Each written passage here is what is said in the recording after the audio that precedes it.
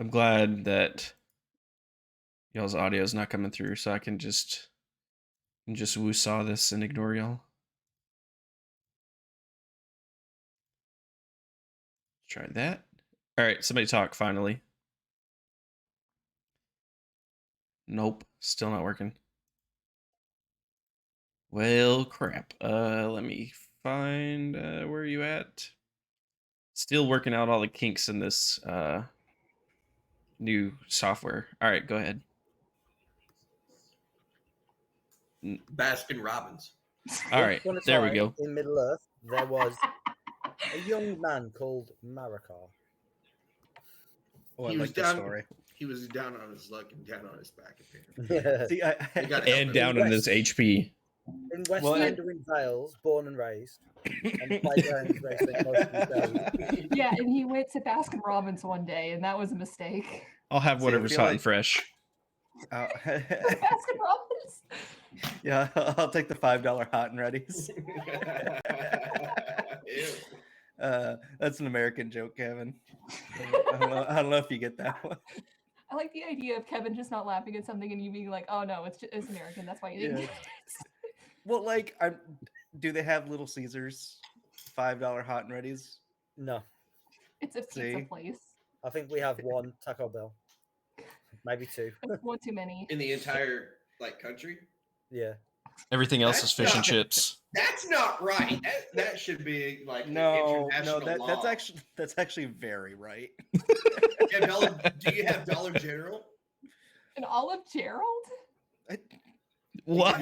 Dollar. Yep, that's Dollar General. Olive Gerald. or is that like a pound That's store? hold on, I Like a gotta Poundland? make a No, note. it's like a That's my discount. next character. Yeah, yeah. Olive Everything's a dollar. That's the dollar store version of Olive Garden. Pretty much. That's the fast food Olive Garden. Good lord. This is why Olive Gerald. Okay, why are we here today? I think Nate's awake now. I think we're here for Middle Earth, but I'm not sure at this point. No, everyone needs to call the cops on Ray. I'm done with this. call the constable. I'm done. Well, that No. happens every time we play. No. She does get fired every time we play. Nate will come into my streams and be like, "I'm firing you from your own stream." Yep.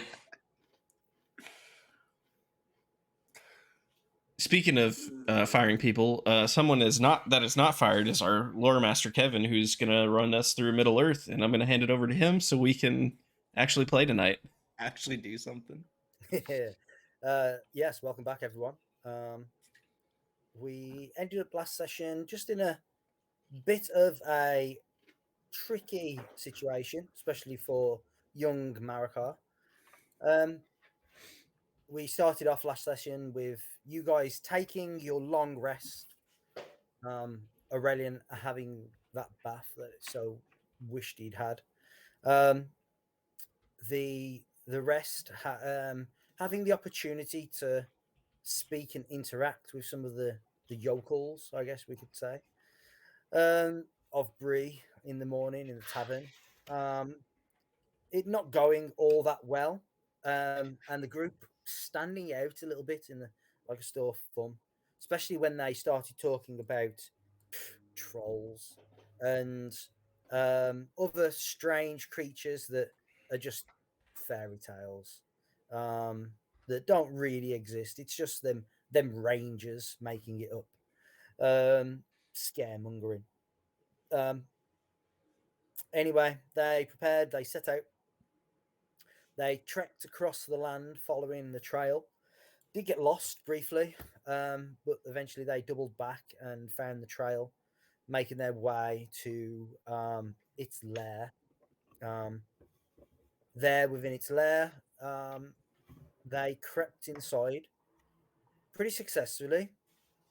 They became suspicious of a tarp which had been pinned by pegs above a tunnel exit into a large chamber.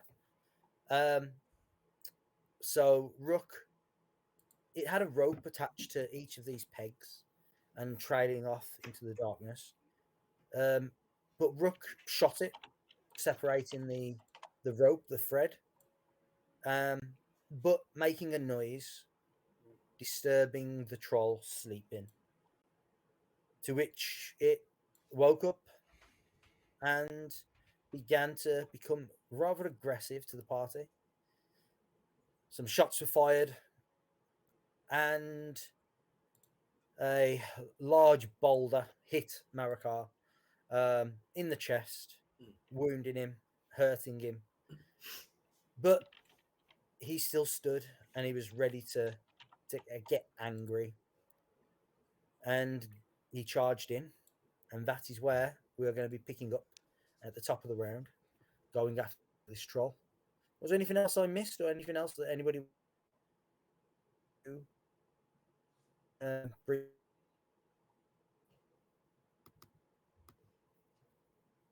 Can you say that again, Kevin? We'll You take cut this out off. for me. Yeah. Oh, yeah. Is there anything else that I missed, or anything else that anyone would like to bring up and remember that I might have not remembered? No, I think that was it. How many No. people in the town are named the same name? Harry. Harry. Harry? Well, if you How many of them are wizards? some might think they're wizards. Well, you asked for a player, a handout. A handout I have added to your journals. Oh, you didn't post it in Discord? No, it's in the handouts in Roll20. There's like an actual place for them. So Yeah, if you go into your journals, you'll see a tab called handouts. You'll see lots of handouts that I've given for little bits of Oh, different nice. information, like spell casting for a high elf, weapons and armor, changes. We were just talking about how we don't know how to use this because we didn't use it in our last game Yeah. Oh, yeah. Kevin before wasn't you got for here, that. Kevin. yeah, that's too complicated. Just post in Discord; it'll be fine. Right. That's a no. I'm not going to do that. You just no, it's not gonna happen. Kevin's not even going along with the I joke. don't know where that is, so it's me.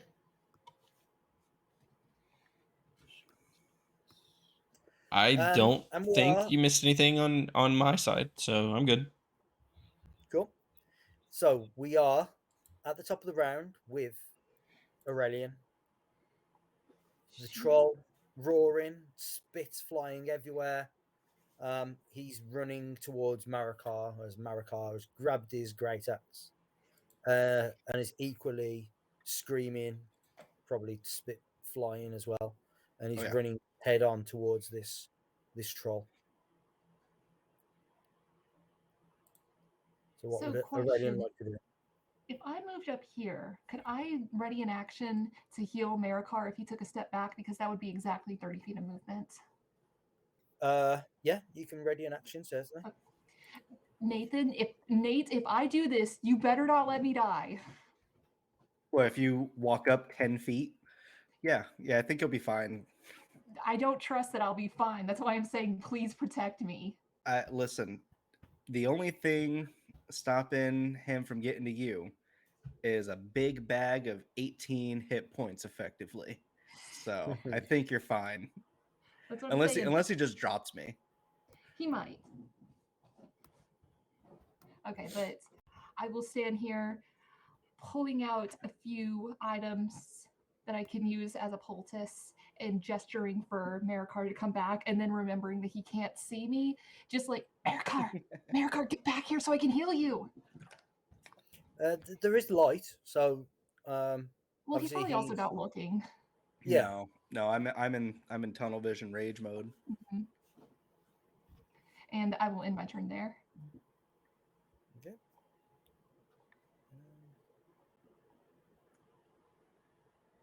Okay. There we go. Damrod, what would you like to do? I would very much like to end this troll, but I don't think I'm going to be able to. One shot.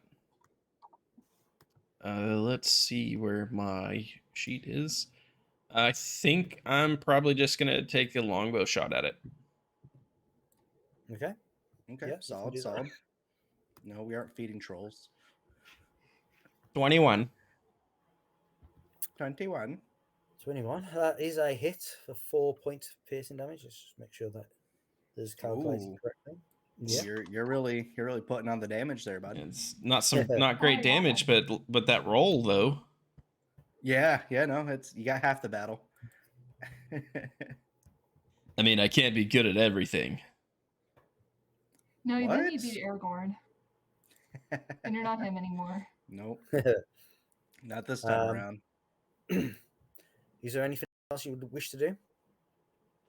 I think I will just knock another arrow and just be ready to fire again. Come Yeah, around to my turn again in the turn order. Big old grumpy boy's turn. Oh, He reaches behind him, right, and he's wearing some crude loincloth of some sort, and tucked in the waistband, just behind him on his right side, he pulls out a blade. If the three of you that can see him at the moment would like to give a perception check. let's see. To him, it looks like just like a knife or a dagger. Maracar, Aurelian, you two are closest at the moment. To him, it looks like I said, some long knife or a dagger. But the both of you, especially Aurelian, you recognize this as like the blade of an elven scimitar, sort of similar to your own, which is on your hip. So it's probably really tiny for him, isn't it? It's like I said, a scimitar in this is like a one-handed weapon, the size of a broadsword, not quite a long sword, but it's not a short weapon. Whereas, so this would be like a martial weapon, an elven scimitar, very similar to your own, not quite the same, but similar sort of features. What you both see is that the blade, where the grip is just like, it looks like he's put two pieces of wood together and wrapped it in cloth and leather, whatever he's found of scraps, and that's like making up the grip of it for him effectively. And he pulls it out, and he goes, "You tough? Oh, nice food today." And he is going to step up here to you, Maracar. Uh-oh. A little burst of speed. And rather than using his troll knife, he is going to do this. Oh, it's white on white. Swipe. Is it like that for you guys too? Uh-oh. What's that? White on white. It's white on light blue. Oh, okay. On my screen, it's like white on white, and I was like, "Why is this so long?" This happened to me so I at have one to point make a- somewhere, Ray, and I Oh, changed some settings or something because it looks fine on this side. Yeah, I'll show you yeah. guys. What Have this you is got on. the dark mode on? Yeah, I do. That's what Oh, you have to yeah. turn off. I've just put it on the dark mode, and like you said, it's white on white. Mhm. So I'm just gonna turn off the dark mode. Yeah, no, it works now. Yeah. So Maracar, using his other hand, he's just gonna come down and swipe at you. Ooh. Getting a 26 to hit. That barely hits. Barely. Just about, I guess. Yeah, it's all right though. Okay. And I need you to take 8. Is it 8? Yeah, 8 bludgeoning damage, or you can half that to 4. Yeah, and we're I gonna need you to make a strength save. yeah, so that'll be half to 4. And my strength save. Whew, that's Yeah. good. 21. 21. Okay, so you actually only take half of that Oh, nice. damage as well. So you only Hell take yeah. 2, but you are Gotcha. grappled and restrained. As this big troll scoops you up in his arm, in his hand, and like lifts you up, and he like screams in your face, and that spit flies and gives you like a Ew. shower, even though it's not a Wednesday. Um, But it is. yeah, and he's trying to squeeze you. I soften you. He says in you, and then he looks at the tarp that's hanging up, and he's going to use his troll knife to swipe at the pegs on each corner, cutting it right so that it falls and flaps in Aurelian's face. Oh, jeez. So it's now pinned it by the 2 at the top, nearest Aurelian, and the rest, like a flap, has just fell down, covering Aurelian. Is it like a curtain? It's now pretty much acting like a curtain. Okay, I can just duck under that. At least So it you wasn't guys full of can't. rocks. Yeah, but you can't see. You would have seen Maracar get swiped and scooped up by this troll. I got scooped. You are now the 31 flavors. Yeah.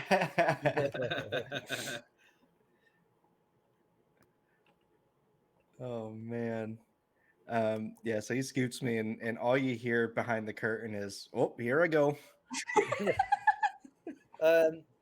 But that is the troll's turn. Oh, that's a fucked up turn, troll. Damrod, you cannot see the troll from your current position now. You just see this canvas has fell down like a flap and has like fell onto Aurelian, and Aurelian's maybe flailing his arms a little bit. Rocky, Okay. you are up. As I run past Damrod, I say, well, might as well get closer. And I come up right behind Aurelian. Okay. Oh, I got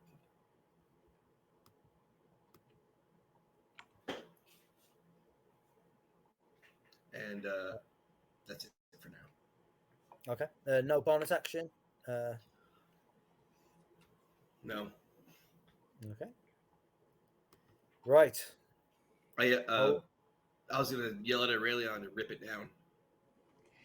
I'm going to gesture at how much taller it is than I am. Oh. It's like 10 feet tall. If you want to use your action to rip it down, you can do that. I mean, does it look like that's going to be really hard? No. Okay. It's literally, it's got 4 wooden pegs. Well, it's now got 2 wooden pegs in each corner, like here and here, just pinning it to the rock wall. Okay, so yeah. maybe doable. I will take back my sarcastic comment, Charlie. It's okay. I will take back the attitude. For now. For now. I love it. Awesome. So So it's ripped down. Yeah. I'm scooped up. I mean, I guess I'm just gonna try to get out of his restraint there. Okay. So would that just be what do you want me to roll for that? It's a athletics check. I imagine you want to go with athletics, and it's a DC 15. Yeah. DC 15. Oh, you got to be kidding me. Yeah, we do have that we're You gonna have advantage on athletics checks because you're raging. I do have advantage, so that'd be the 18 there. That is, yeah. You are able to break free of his grip.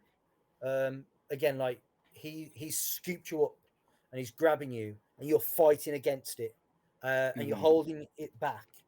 and then you're able to just sort of create enough of a distance between it where you're able to get your legs in and just force his hand open and drops you on the floor. Maracar, he just flexes real hard, like strongman style, and that gives him just enough room to kind of pry the hand open, and then he drops down. Did Rook pull the canvas down? Yes, that would be my assumption. Okay. Then Aurelian, you would be able to now see as Rook has pulled this canvas to the floor. Nice. So I Poor can go troll ahead and dropped use- his ice cream. So I can go ahead and use my held action before I actually do my turn. Yeah, you can. Okay. I'm gonna use my. Hold on, I forgot. Where did I put the king's foil? How much does that do? Do you know, run of hand? I've got a feeling it's like 1d4 plus something. Okay, no, then I'll just use my hands of the healer. Let me see how many I got of those. I got 4. Hopefully at So least 2. 2? Okay. I will use 2 of those. Plus. Is it my wisdom modifier on both? Well, it doesn't matter. My wisdom is 0. Yeah. Okay, so it's just straight 2d8. Okay, you get 11 points back. Oh my goodness. That's like a big whopping 22 points. Yup. Yeah, that's big. So that brings me up to. So you fall to the ground, and as you're like laying there, Aurelian will just poke out from under the carpet or whatever, and like just start bandaging your wounds before like shooting back. Yeah. Yeah, I think Maracar doesn't exactly recognize that at first, and he almost like stomps on you, but but he feels better like immediately, and he looks back at the troll and says, "Oh, you're fucked." Yes. Do you have a bonus action you can do other than telling that he's fucked? I don't believe so. Okay. I'm just gonna shoot him the bird real quick. Just give him one of those, and okay, no, I can't bonus action dodge, can I? You cannot. No, because that's not a thing I can do anymore. Yeah, you are not a monk. All right, so then yeah, I'm just waiting for the next round, and hopefully he doesn't scoop me again. Okay, Aurelian? Okay, I'm going to move back here to where I'm with Damrod, assuming that I don't take attack of opportunity because he's kind of far. And I will use my short bow. Does 16 hit? Does a 16 hit? 16 just hits. Nice. For 6 piercing damage. Okay. And I will motion for Rook to get back to safety.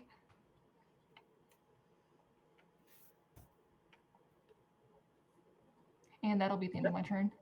Yeah. Damrod, you're up. I'm gonna take a page from Aurelian's book and use my longbow one more time. Try to take another shot. Nice. 4 piercing damage once more. I mean, at least the attack roll is good again. Well, you've done more damage than I have. Anything else, Damrod? I think since Aurelion told Rook to come back to safety, I might take a step like around the corner just in case he's trying to come back this far. Like I'm kind of still trying to kind of keep an eye on the troll, like kind of with my head around the corner, I guess, but just step that direction so that he has room to move through there. Gotcha. The old troll back up again. He is going to take a swipe at you with his troll knife, Maracar. All right. He's not happy that you broke free of his grasp. He might never have had anyone do that to him before. Embarrassment. Maracar comes from good stock. Oh. Yes. Oh, He's there we just so go. embarrassed he can't hit. Yeah. Should have stuck with the boulders. That is a he did a lot better when he was chucking rocks at me. Yeah, indeed. So he Uh, takes a swipe at you. mhm. And then he's just going to sort of drop his shoulder and Uh-oh. sort of move forward and charge up the corridor that's in front of him, the tunnel. But he can only move because it's all difficult terrain for him here with you lot in the way. So he can only move 15 feet. So I want Maracar and Rook to give me athletics or acrobatics checks. Do I still have this at advantage? Yeah, because you Oh, are still raging. good. Yeah. So that's a 25. 21. Yeah. So he is going to move forward here, all the way up to here. Rook and Maracar, you can sort of brace or acrobatically roll out of the way. Would we not get an attack of opportunity? Yeah. Because I've got my spear. He won't. He hasn't left your range, so he won't get an attack of opportunity. But you won't get one by taking that 5-foot step back, effectively,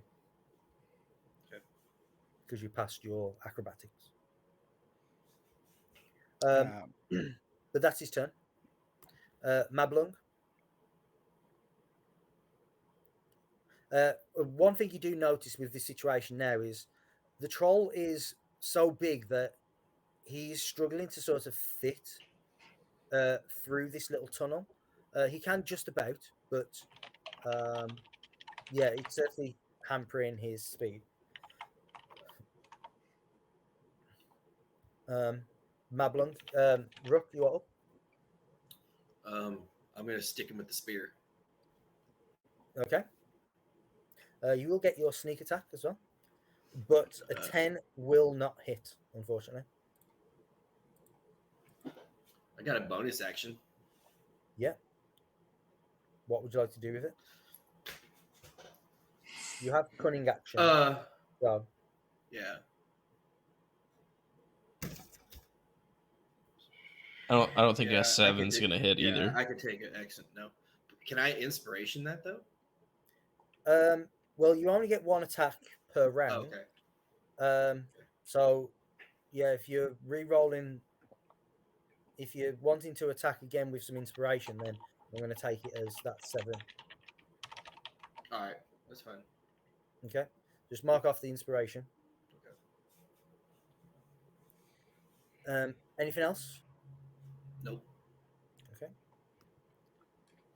Maracar, you are up. You are behind the troll. As it's just sort of like rumbled past you, sort of thing. Yeah.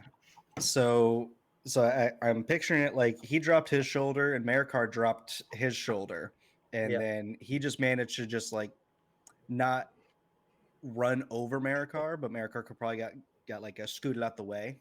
I might have to ask him some questions. So Maracar looking at this enemy, right? What would be the likelihood that I could just suplex him? Unlikely. Unlikely. Okay, he's a big boy. Impossible. Okay. Impossible, I think. Gotcha. Well, because like I don't want him to get through is the thing. Am I remembering correctly that Kevin said he basically fills up this hallway? Yeah. Well, yeah. Literally not even 5 minutes ago. I just listen. The worst Kevin could say is no. And he did. If you wanted to try and grapple him, like grab his knee or something, like you and your brothers, that's what you do on the farm. Yeah. We wrestle. Wrestle, yeah. If you want to try that, it will be a very difficult check, but you can try. It will be against his athletics. Listen, how great would it be if he did it though? Ooh, it'd be so fucking cool. His speed would be reduced to 0. Yeah, that would be really nice. I think what I'm gonna do is I'm just gonna like I'm chopping a real big stump. I'm just gonna axe him in the back of his face is kind of the idea here. The back of his face. The back of his face, yeah. Ooh. With inspiration, of course. Okay. You do have Mhm. reckless attack as well if you wish to be reckless with this. Can we get a recap on what reckless attack is? You roll everything, all your attacks with advantage, but then attacks against you are at advantage. Yes. That sounds great. Okay. So 12 So points of damage. yeah. You got him right behind the face. Right behind the face. Nathan, you can really tell that you have been working on 4 hours of sleep right now. I'm sorry, Yeah. Nate. What's that area like? You got your face right here, but like behind it, what's right behind your face? The back of your head? Anyway, The back of the eyes. Anyway, I want to shove an axe in there. You manage it. Yeah, you Damn. sort of jump and sorry. reach with your axe, and it Mhm. hits him. And his hide is pretty thick, but you feel that it certainly clumped off his head quite a Mhm. bit, and definitely dug in a little bit. Maracar would kind of shout out to the rest of the party, and he'd say, "He's got a thicker head than I suspected. This might take a few hits." Not as thick as your head, though, Maracar. Thanks. Did you hit him in the back of the face? I sure tried, but we'll get him next time. Anything else, Maracar? Besides, nope, that's it. Okay. Aurelian, you are up. Oh, shoot. Yeah, I will drop back again to where Damrod is. Can I see him from here and shoot an arrow at him? Yeah. Okay, wait. I was here, so 5, 10. I will shoot an arrow at him. Yeah, that's just what I'm going to do. I was going to pull back a little further, but I need to keep an eye on Rook. He'll get killed if I don't. 24? That is a hit. All right. Another 4 piercing. And I will just loose that arrow and then pull another one out of my stash and get it ready. Okay. Damrod? Damrod is going to try something a little different. Seeing Aurelion move back here, he's going to heft his hand axes and just like come sprinting around the corner up to the thing and attack. Flavor wise, it's one attack, but like mechanics wise, it's one attack. Flavor wise, he has 2 hand axes he's swinging. As you start running off, I'm going to try to grab him like, Damrod! But you're already gone. Why is it only one attack? I only have 1 attack, as far as I know. But you have the fighting style that gives you a bonus. Regardless. I have the bonus action attack, right? Okay, Yeah. gotcha. Yeah. Effectively, anyone that's wielding 2 weapons can attack with a bonus action. Gotcha. Right, you've got the fighting style, which adds your strength to the bonus action attack as well. Gotcha. Well, then I might attack twice. I don't think 6 probably kills it, but I'm pretty sure 24 probably hits it. It does. All right. And then I will bonus action attack it, I guess. For a 25, nat 20. Ooh, nice. Howdy. No complaints from you this week, please. None. Yeah, you're not allowed. Unless I start rolling all the opposite, then I'll be complaining. Yeah, you see this troll is severely wounded. And he's trying to turn from front to back. He's just had a axe off the back of the head, and then and then this other tall man has just run up and had like dug into his soft flesh at the front that he can't quite protect. Yeah, I've gotten Marikar's gotten the back of his face. I've got the front of his face. Indeed. In the Um, industry, we just call that the face. I'm gonna get under the face. It's double team in his face. he is going to take his troll knife. No, he's going to swipe at Damrod then. He was going to try and swipe at Rook, but Damrod got in the way. No. Yeah, so I need a strength save from Damrod. Uh-oh. That's not good.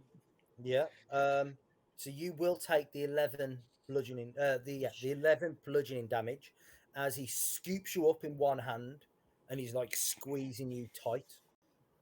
Hey, don't scoop him. And then he will It's fine. No, it's and then fine. he will turn around and use his troll knife again on you, Maracar. Uh-oh. 21 for 9 slashing, so that will be just 4 slashing. You seem very tough and resilient. Mm-hmm. You do.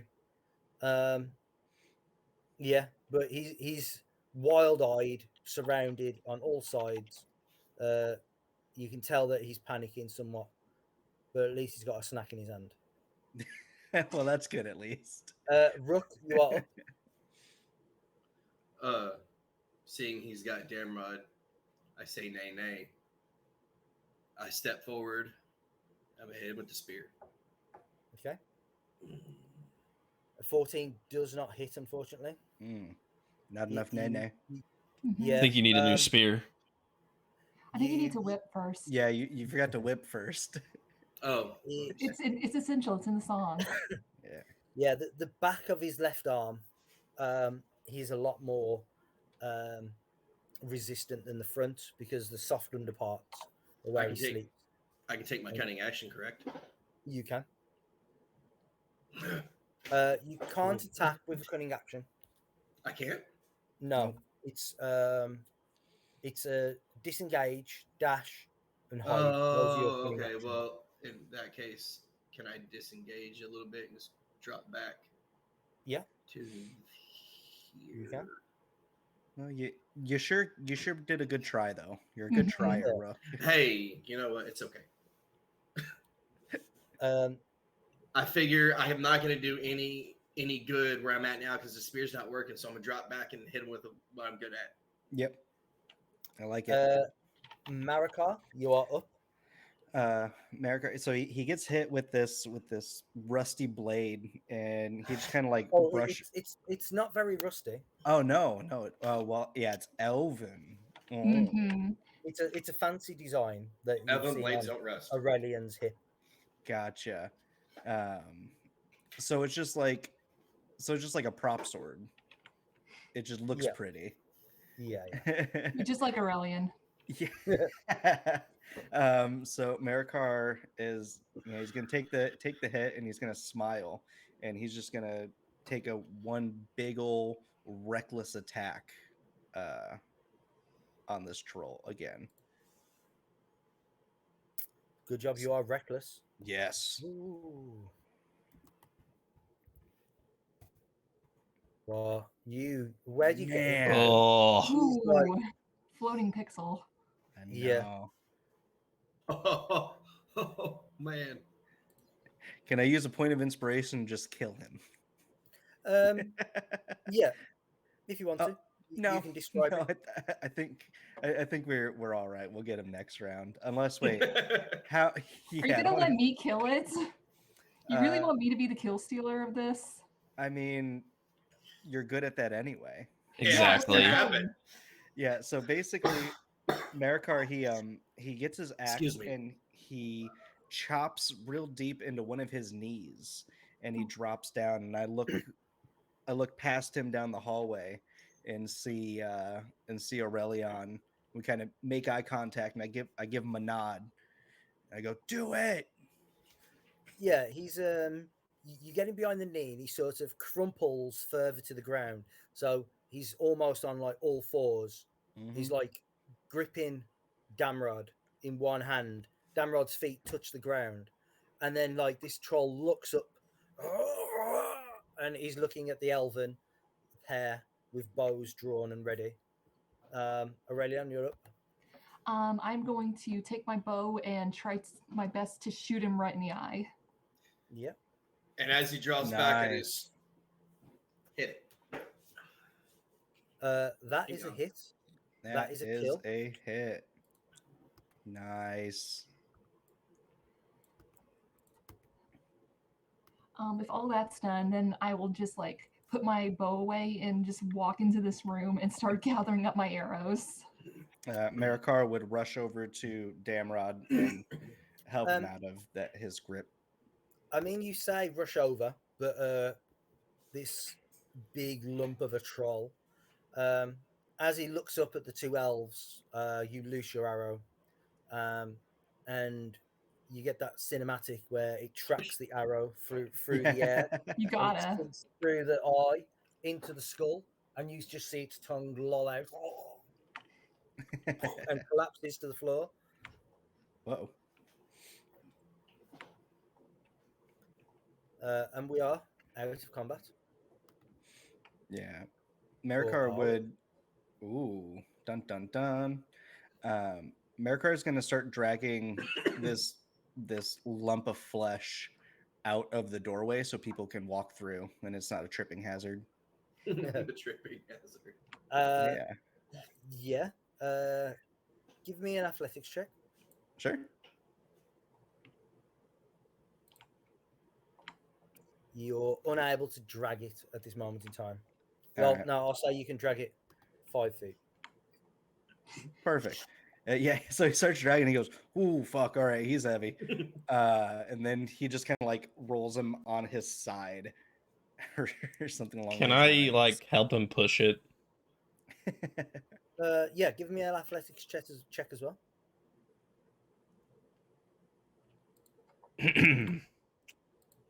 I got you. I got you, Maracar.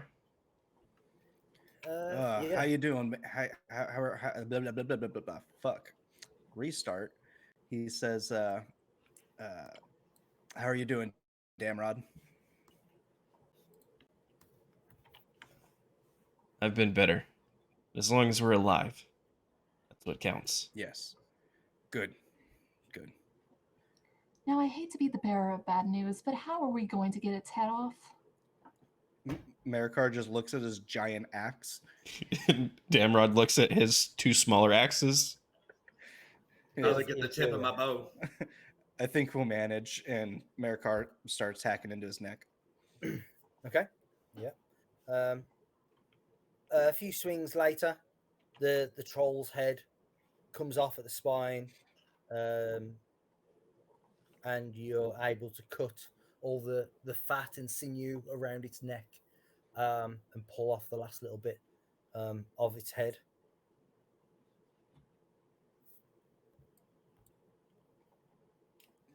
Maracar would look at the party. He's never kind of been on an adventure like this. He'd look at everyone and he'd say, so what do we do now? Do we just bring back the head? Why? Yeah, like, why did we do this again? I think that was more so the people in town would stop acting like we were insane. Well, what happened was the troll had dug up old Timaeus's body and carried it off, and there was something on the body that his nephew, well, thought there was something on the body, and that's what sort of led you towards wanting to follow the troll. Right. Okay. Yeah, but the thing I said was why we actually came after it. What you said is the reason why we're taking the head back. Yeah. Because Damrod said we would bring the head of the troll back because of the way the people were acting. Oh yeah, they were real snippy. Oh, that's right. That's right. Can I take his knife? You can. it's what you would find is that at this moment in time, it's sort of unusable by you. Uh, The blade itself is fine. Um, you would probably recognize it as an elven scimitar. Um, However, like I said, the grip that it was using for it was literally wood, leather, cloth tied around the end of it. What's left of the hilt, is sort of destroyed at this point, and it is literally just a blade with the tang intact. So it's sort of unusable at the moment, but you can try and find someone to repair it. Well, You know, Maracar is stick in pretty the skilled with bag. wood carving tools. I'll pick up the knife. Yeah. Okay. Just maybe later on I can have it fashioned into something. Maybe a couple arrows from it. What I don't know. Sword Can I arrows. I like it. Can I look around this room and see if there's any hint of Timaeus's body or maybe anything that would have to do with the map that we're looking for? Yeah. You step into the room with your collecting your torches and stuff. And you obviously you've got dark vision, so you didn't really need them, but for the humans amongst you, you needed it. And what you find is over the back corner here. Let me use the ruler instead. Right in this little area over here, you find almost like a junk pile uh, of dead bodies. There aren't many actual bodies left, but you can see a piles of bones and whatnot. Um, and then as you look around here, this area, which was blocked off by this pillar here, um, you you notice that the body of Timaeus is here. It's been gnawed on. It's been eaten. Um, you know, his clothes have sort of been ripped off. What you do see is, well, give me an investigation check. Sure. And I'm guessing I just know what he looks like because like he looks similar to Tom because I've never actually met him. He's been dead a while, so um, yeah, you wouldn't really see too many of the features. Maybe you would find his head with like thick moppish hair, um, maybe graying a little bit, but his face is definitely sunken and as someone dead a couple of days would be. Um, Looking around again, you see bits of his body here and there. That's it. You see his boots. His part of his leg still uh, in both of them, probably up to his knee. He's still in his boots with like a bit of trouser still there. The audacity. Um, over here, as you, yeah, also over here, as you are looking around this section, you do find um, like some pots, like some clay pots and stuff. I will search inside those and like motion for Rook to look in them too. Okay, Damrod. I figured Damrod was just looking around as well. Okay, are you following the two of them, or are you going in a different direction? I probably would have kind of went the opposite direction, just to kind of cover more ground. Yeah. In the area where you're at the moment, you find as you bring your light closer, you find a pile of. You'd probably imagine it's like just different equipment of certain things. Um, you know, stuff that's not useful to this troll, but you probably find some shovels, a spade, a pickaxe, maybe, you know, other bits and pieces like that, just in a general pile. Do you want to give me a? Are you searching the pile at all? Probably because I mean we're looking for something specific. So Yeah. Give me an investigation check. See how thorough you are being. Okay. You find as you dig through there. How long would you like to take digging through this pile?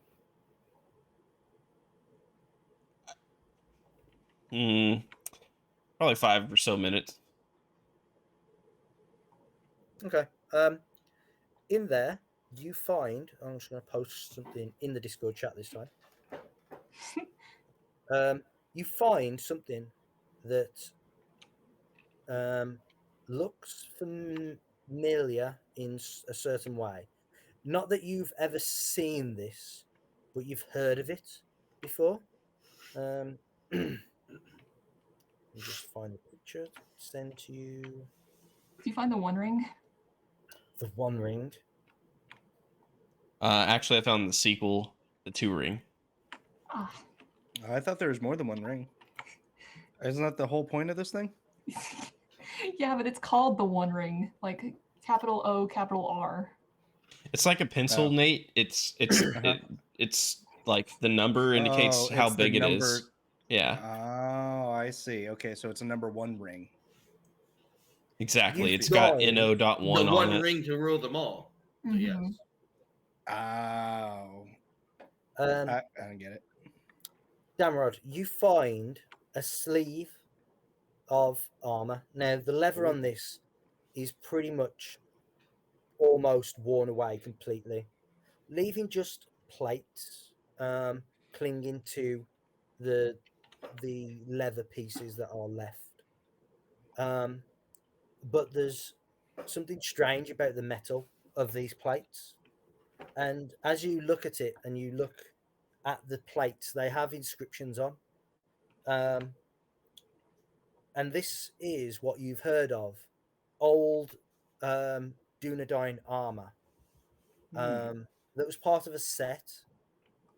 It would be attached to obviously a breastplate and other pieces, and it's what the King's Guard of Arnor used to wear.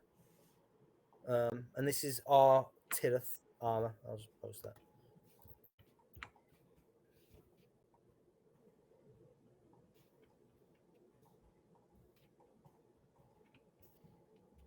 It's just a piece of it. Now, due to the quality of, or the standard of quality of the leather at this moment in time, it's again like the sword. It's not very usable at this moment in time, but you know these armor sleeves were used for a reason, and if you can restore it, it will be a very useful piece of equipment for someone. I think that Damrod probably loses himself in this piece for a minute, like kind of forgets what they're actually here looking for because of this, for at least for a few minutes.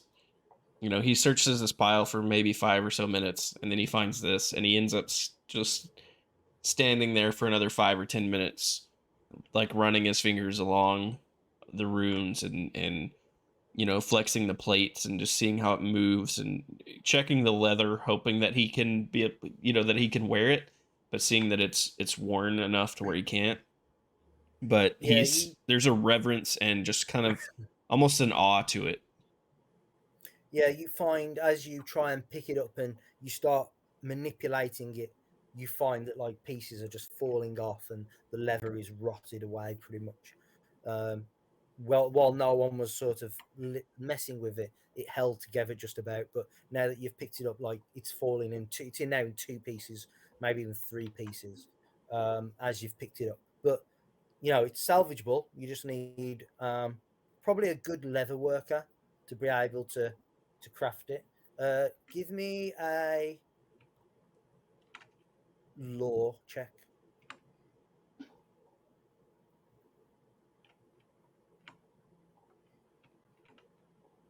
One second. I was just posting that picture up so chat could see it. Let me get back to my sheet here.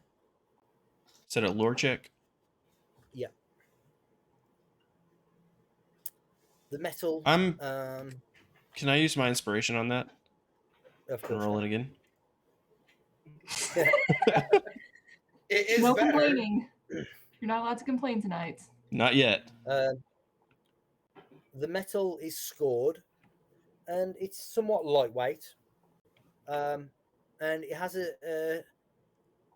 it's unblemished. Pretty much the metal is. It's just got dirt and grime on it, and as you wipe off the dirt and grime, you can see that the metal itself is quite wondrous, but you don't know what it is.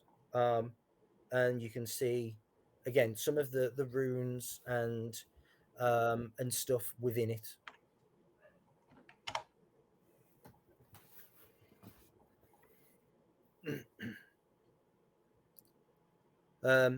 Aurelian, Rook, you were checking out the pots, the clay pots, right? Yes, sir. Yep. You find some coins in there,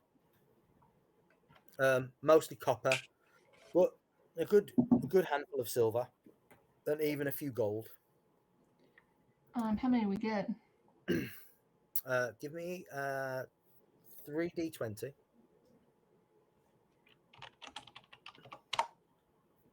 $18 copper, and then give me a single d20. Is that just for me, or you want to roll it too, Charlie? Yeah, I can roll it. Are we splitting this, or? Yeah, you got 19 silver. And then give me a d10.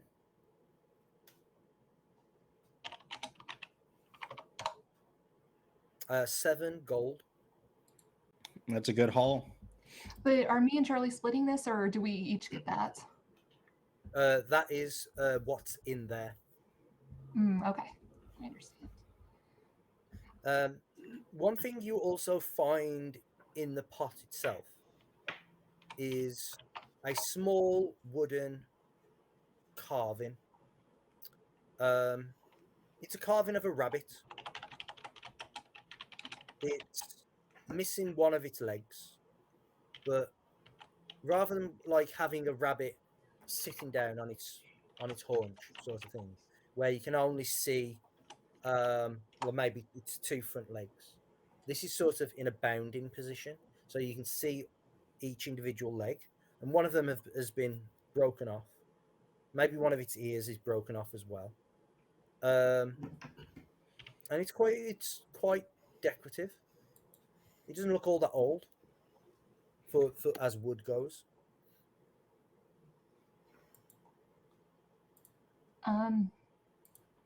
If we see that, I'll just like turn it over to Rook. You have any use for this?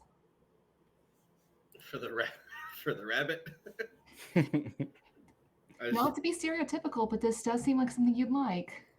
Without taking a second thought, I grab it, cut an ear off, start searching for some sort of string to poke a hole through it and wear it for a while. Like, oh, you mean? I see what you mean. Is Rook keeping it? Is he just tossing Yeah. it away? Oh no, I'm keeping the rabbit here. Rook loves his trinkets. Oh, you're just keeping the ear. It's wooden, right? Yeah. Okay. It's small. It's like something you'd keep in like your pocket or something. Oh, that'll take the whole thing. You know, the ear's probably like maybe this big. Yeah, why'd you just cut the ear off? I didn't know how big it was. So all right, I take the whole thing, put it in my pocket. Okay. No treasure map though, right? Again, do you want to? You found what's left of the body. Mm-hmm. Pretty much up here. And like I said, you can see his boots with some of his lower leg still in both of them. in one each. So you found them. That's Um, most of them that you found. At the risk of taking shadow, I will search his body to see if I can Okay. find anything. Like check in his pockets, checking his boots. Check the boots. I'm checking the boots. They seem important. I want to check everything. Das Boot, yeah. You you start checking the boot, and you check the one boot, and nothing, just a stump of a leg. And then you check the other boot, and as you check the other boot and you sort of tip it up, a roll of parchment. Well, it's not parchment. It's a roll of vellum, I guess, leather, falls out and slips out onto the floor by your feet. I pretty much jump on it immediately and check what it is. You grab it. It's rolled up leather. It's got a tie, just keeping it all rolled up tightly. I will post this one also in the Discord.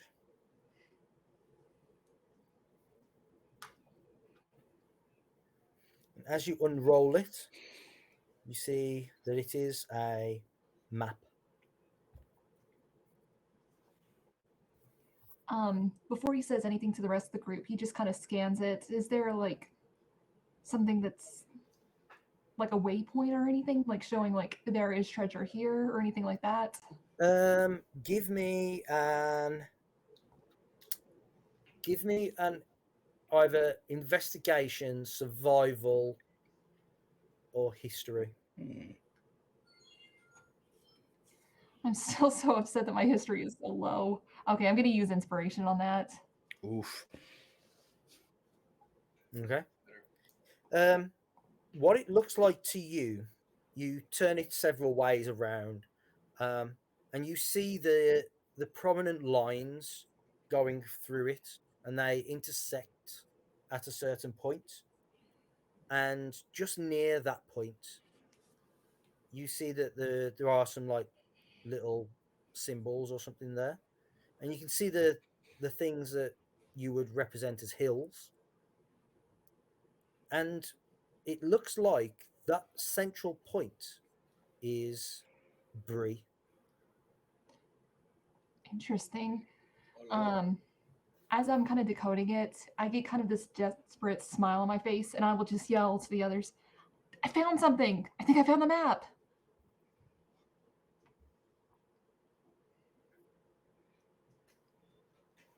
What does it say? I will like spread it on the floor and grab a torch from you guys so you can see it, and I will point to where I found. It seems to indicate that it might be in Brie. Well, that's convenient. A little too convenient, if you ask me. You think it's a trap? I was just about to ask that. Not a trap, but Rob, if it's in somewhere so heavily populated, I'm sure someone's already found it. seems weird that it would be a trap. Why would Timmy set a trap for Aurelion?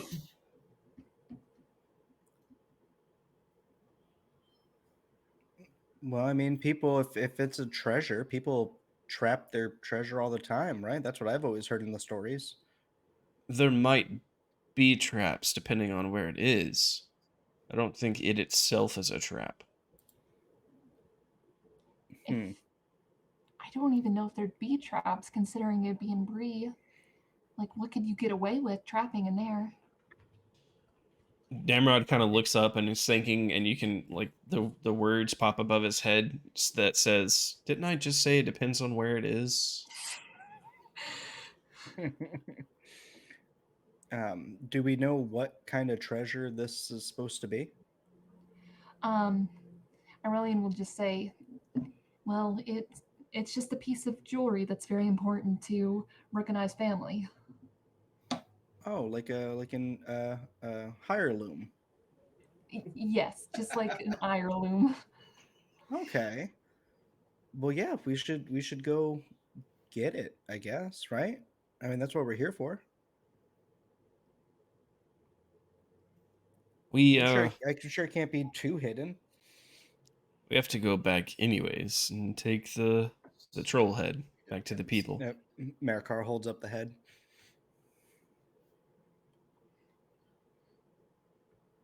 Aurelion, is there Well, anything else that we need from here? Let's just leave this place. The Brelanders can come here and recover their dead. That's not what we came here for. I have a job. You got a job.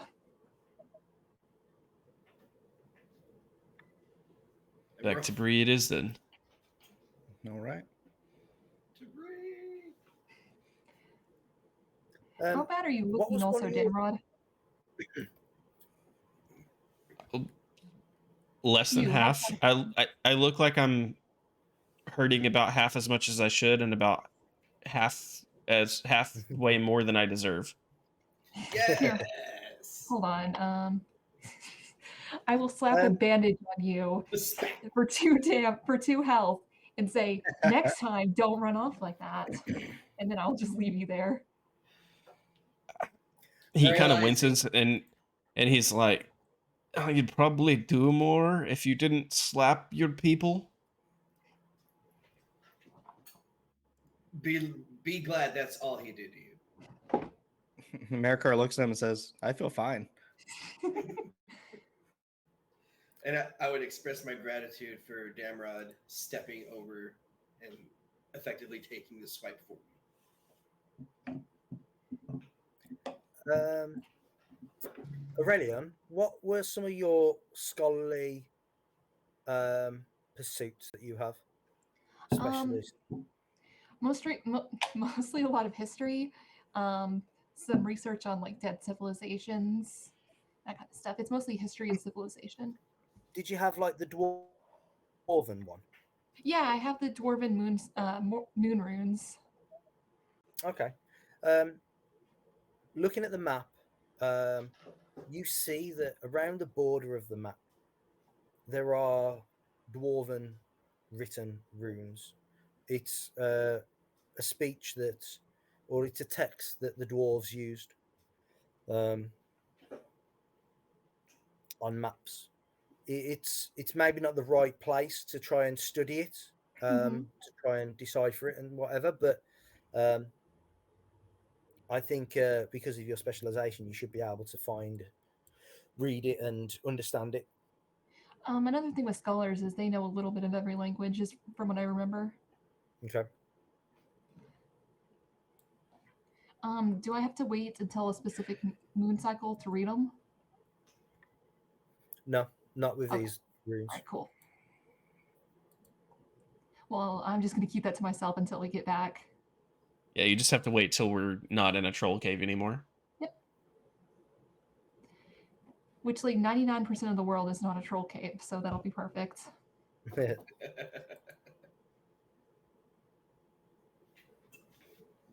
As we're walking out, I would like, so what do we do with this? Do we split it? Do we? Oh, the stuff we found? Yeah. I sent you a thing on Discord, but Aurelion would split it and you would take like a little bit more because of those odd numbers.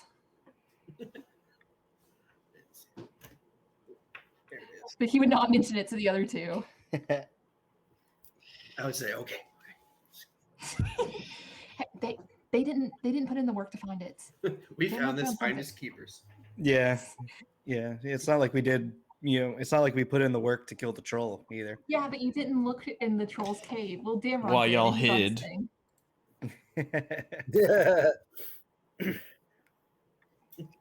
Yeah, but it was really We good were at not hiding. hiding.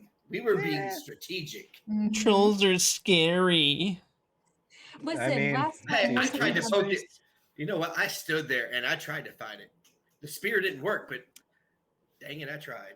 Also, So, we yeah. absolutely fought it, just like you guys did. We just didn't do it like within smashing distance. That's why it grabbed me and not Rook, because Rook's just like waving a spear in front of it, like, hey, I'm gonna try to hit you.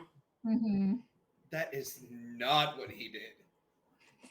He was all serious face. Ah, I missed. His face was so serious he couldn't hit right. That's right. That's right. It's part of the intimidation factor of an elf. It's like when in like a Tom and Jerry episode where Jerry has like a little toothpick sword and he goes, "On God, Mr. Pussycat." That is literally what I was thinking when Kevin described him pulling out an elfish sword. I was like, how big is that thing compared to him? That's what I was thinking. He just has a toothpick. I mean, compared to you guys, it's a full-length sword. To him, it's just like a knife. A for little dagger, carving yeah. meat. Yeah, it's like that sword that It's the a hobbits knife. use. That's actually a Yeah. dagger, but it's a sword to them. Yeah, that's it. Are you staying in the cave? Are you making your way out? Oh, yeah. Well, do we It's know time to kind of leave. what time it is? I believe it was just getting dark as you entered. Yeah. Should we camp out for the night? It's dangerous to travel at dark during the nighttime. If we could, it would be lovely if we could camp somewhere besides the cave with all of the dead people.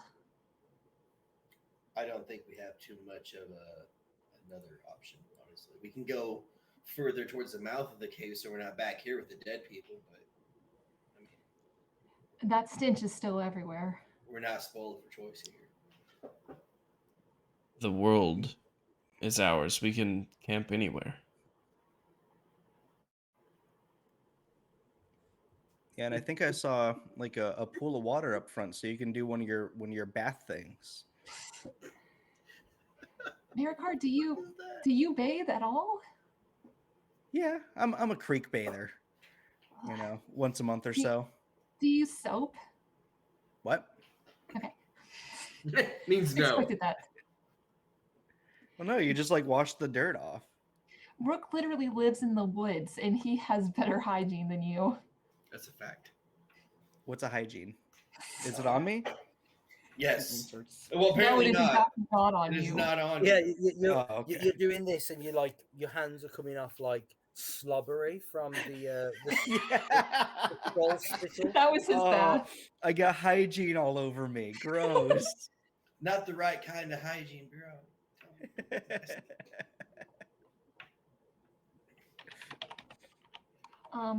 I would very much like if we could stay somewhere besides the evil troll cave. I mean, we can probably leave the cave and find some place to camp. Yeah, probably. Fine. Okay. We've got all our stuff with us. Let me. What map is it again? This one. Maracar slaps a goopy hand on your shoulder, Aurelion, and says, Not smart. he says, like Damrod said, the world are oysters. Come on. Aurelian's just cringing as he looks at his shoulder. I stare over wide-eyed, trying to figure out what Aurelion's going to do to him. He's not. He's just really grossed out. Do you keep the little end of the Pringles thing on your can? Fine. I was going to say we're not savages. Well, Maracar is, but Yeah. Yeah. Listen, 3/4 of us aren't savages. I don't even know where the hell that went. You'll find that like 3 weeks later and be like, when did I have Pringles down here? And then I'm going to start Right. laughing because Ray gave me a hard time. Right? Not all of us eat an entire tube of Pringles in one sitting. You're not There's doing it still right then. half a can here, so I want to hear it. I haven't had dinner, so I like. you I brought you out onto the map. I think I did. Mm-hmm. Yes, I did. Yeah. So you step out of the cave. It's just you can just see the last remnants of the sun off into the west, just dipping down over the horizon. The night sky behind you, twinkling clear with starlight. You want to try and find a good campsite? Yes, please. Yeah, because we're pretty far away from Bree, right? Mhm. Yeah, it's going to take like probably 2 days to get back. Um, all right. The scout, which I believe is Rook, can you give me a investigation check? I sure can. Not so much. Okay. You go scouting out around the region, and in the within a reasonable distance, you find somewhere, but it's pretty open to the wind.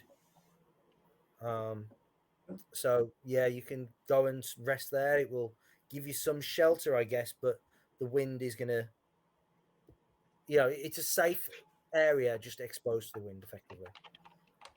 Say, well, probably gonna be a little chilly, but this is a pretty secure spot.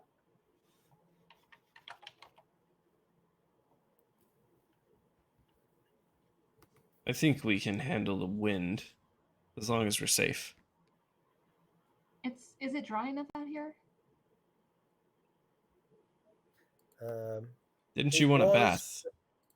You had some severe rain on the way here, but then it cleared up before you reach the cave. So we'll say it's clear at this moment in time. Why don't you give me, Rook, give me a D8. Let's see what sort of mood the weather is in. Okay. Yeah, so you're going to set up at the campsite where Rook found. Is there anything else? Is anything you'd like to do at this moment in time, as you reach your campsite and you begin sort of just setting it up? And yes, it is windy here, but it's high, out of view from places. It's just exposed to the elements, effectively.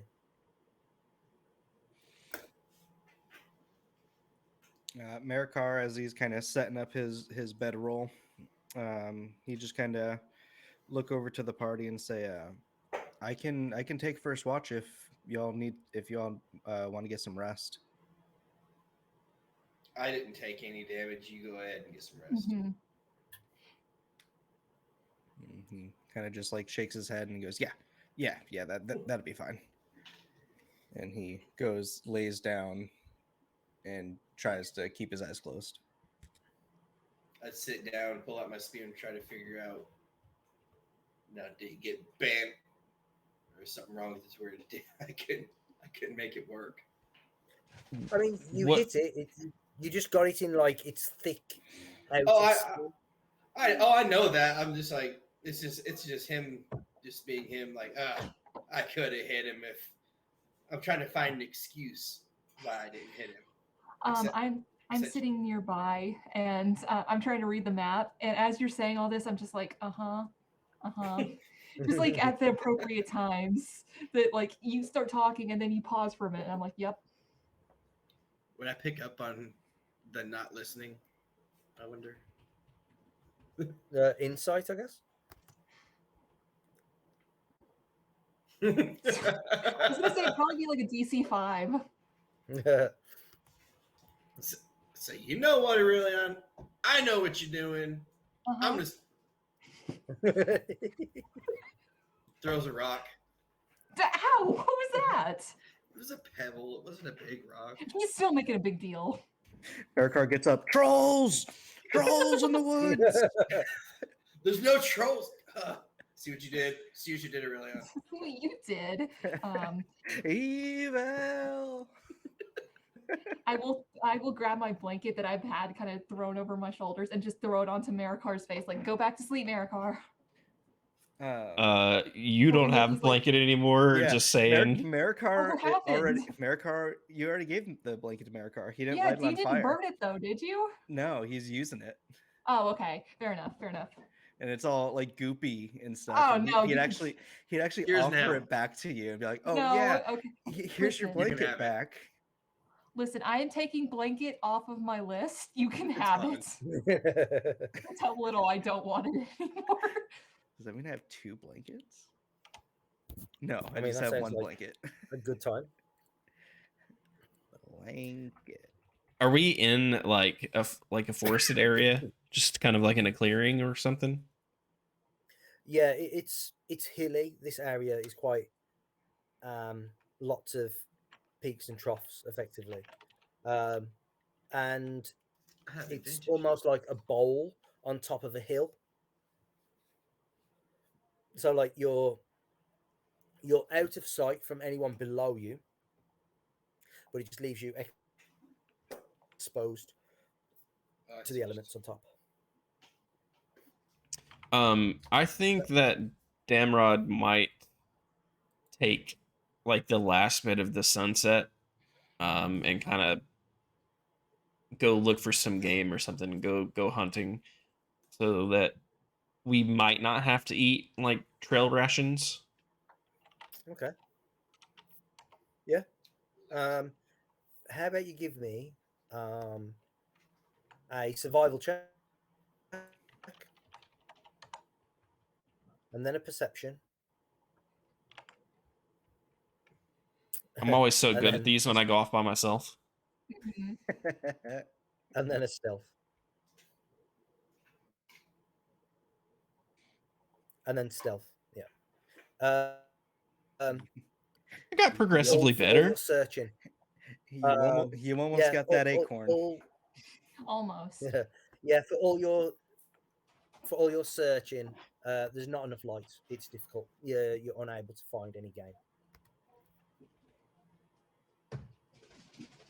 He'll Damrod will probably get kind of fed up with it after a while, also hurting, so he'll head back to camp. It's probably a lot shorter um than what normal hunting would be. Like any of you guys that hunt very often are like, you definitely have to stay out there longer to find something.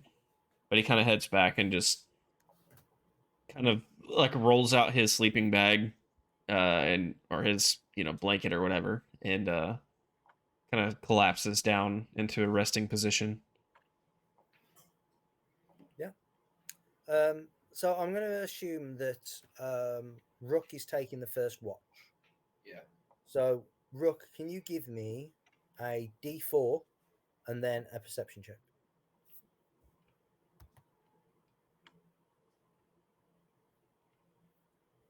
16. Okay. You see off to the east, over the land, you see the stars are beginning to get eaten up by clouds. Like it's some way away yet.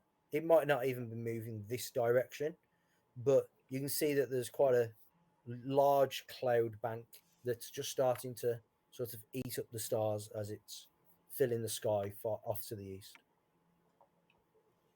Would I find this to be odd No, or out of place? no, not really. Just looks like a weather front is moving in from the east. It might be heading your way. We don't know. Just kind of stare out at it, study it, and just kind of go back to doing my watch, making my rounds, going in and out of the camp, just different directions. I'm guessing Aurelian will be next. Yeah. So again, if Aurelian can D4 and perception, please. We gotta make sure that our human friends get as much sleep as they can. Okay. And perception, you said? Yeah, please. Yeah. Nice. You quickly notice that these clouds off to the east begin to show like flashes, and then the rumble of thunder, as they are definitely and speedily heading in your direction. You even feel the first drops of rain again, starting to hit you. Can I tell by how many of these dark clouds and how far off they are, and if there's any like good clouds after them, how long this thunderstorm is probably going to last?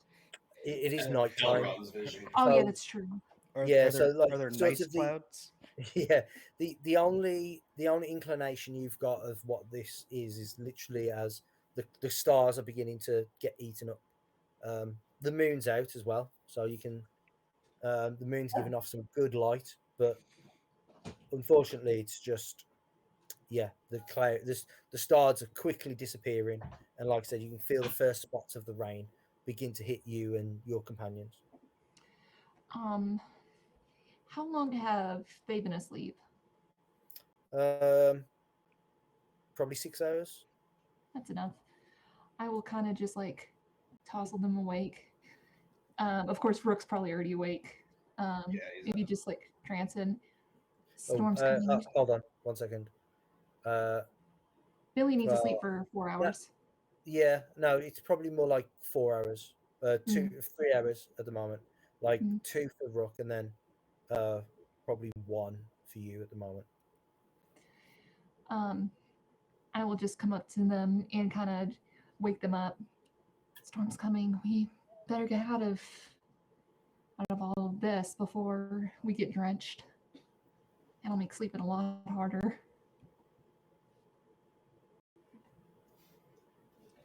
That's a good And idea. as they're starting to get up, I will go ahead and scout to see if I can find somewhere that's a little bit more covered than this, like maybe a thick tree or an overhang or something. Yeah, and again, you can hear the rain. What is that noise? That is me trying to make drum. Okay.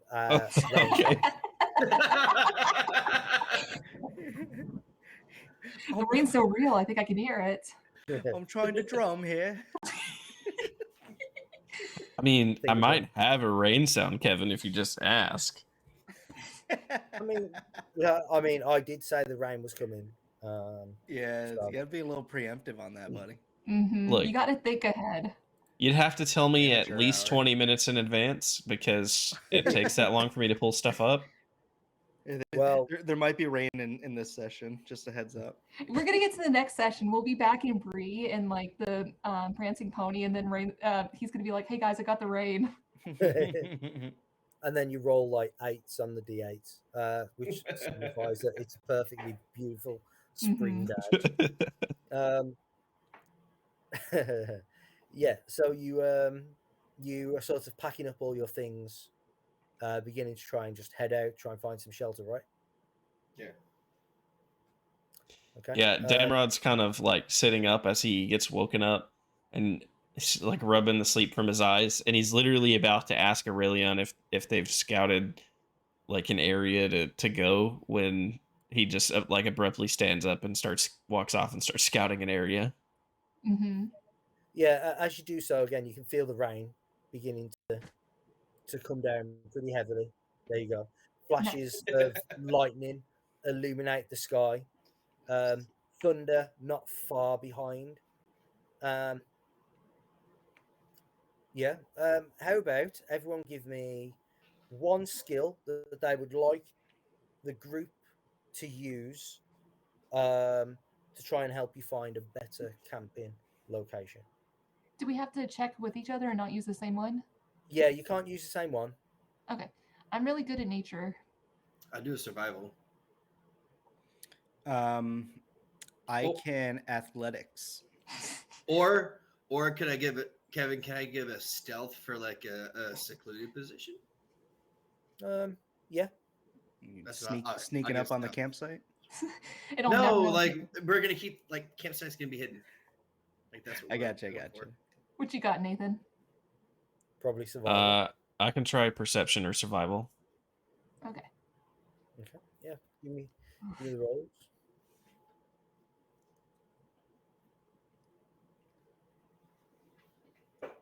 Yeah. So if you guys are all going out to find a campsite, maybe I can just be like scooping up all the camp gear and just following you.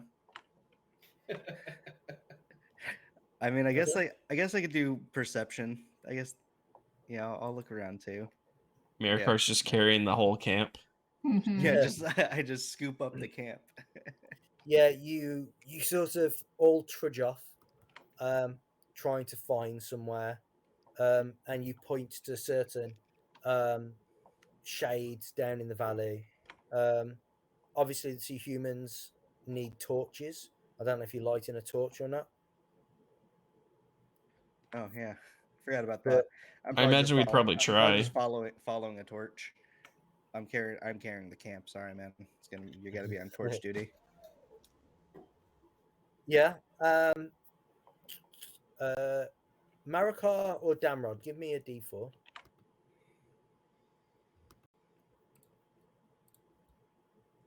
I got you. Maracar. Ooh. Right where your campsite was, you see a bolt of lightning strike. Ooh. Oh, Quickly followed by the roll of thunder afterwards. Ooh. Specifically, who would have been laying there? You can't see from the position where you're at because you've come down sort of from your campsite. But yeah, you just see that basically right behind you, where the hill is, you just see the lightning strike Ooh. amidst it. Yeah. Maracar just like looks at Damrod with like wide eyes. it's a good call, Aurelion. That would have been horrible. Yeah. I think it's time to get out of here. I got it here. Right. Nathan, give me a survival check, and you can add double your proficiency with it. So add an extra +2. Oh, nice. Ooh. Doesn't need to. Apparently, I Are don't you- need are you- it. Are you trying to lead them back to Bree? I'm guessing so. Did you say that was like 2 days? Yeah. You With can't that in this 20 dark. You can't find any shelter, so you can either walk or you can just huddle. It's entirely up to you. I imagine it. I mean, unless everyone else is just opposed to it, I imagine I would probably try to lead that direction. You know, if we found something along the way where we could camp and get out of the rain some, then we'd stop. But Damrods would rather be moving than just sitting there staring at each other miserable in the sitting in the dark. Okay. Would you go north or the way that you sort of came, which is like northwest? Whichever direction Bree is the direction I would go. Okay. We'll say you go this way. Because I of would your go wherever the caves we found the first time that weren't the troll caves. I'd go there. we did. Okay, gotcha. All the ones we didn't find. you due to your navigating skills, Damrod, you're able to make good distance, and you do actually find somewhere sheltered.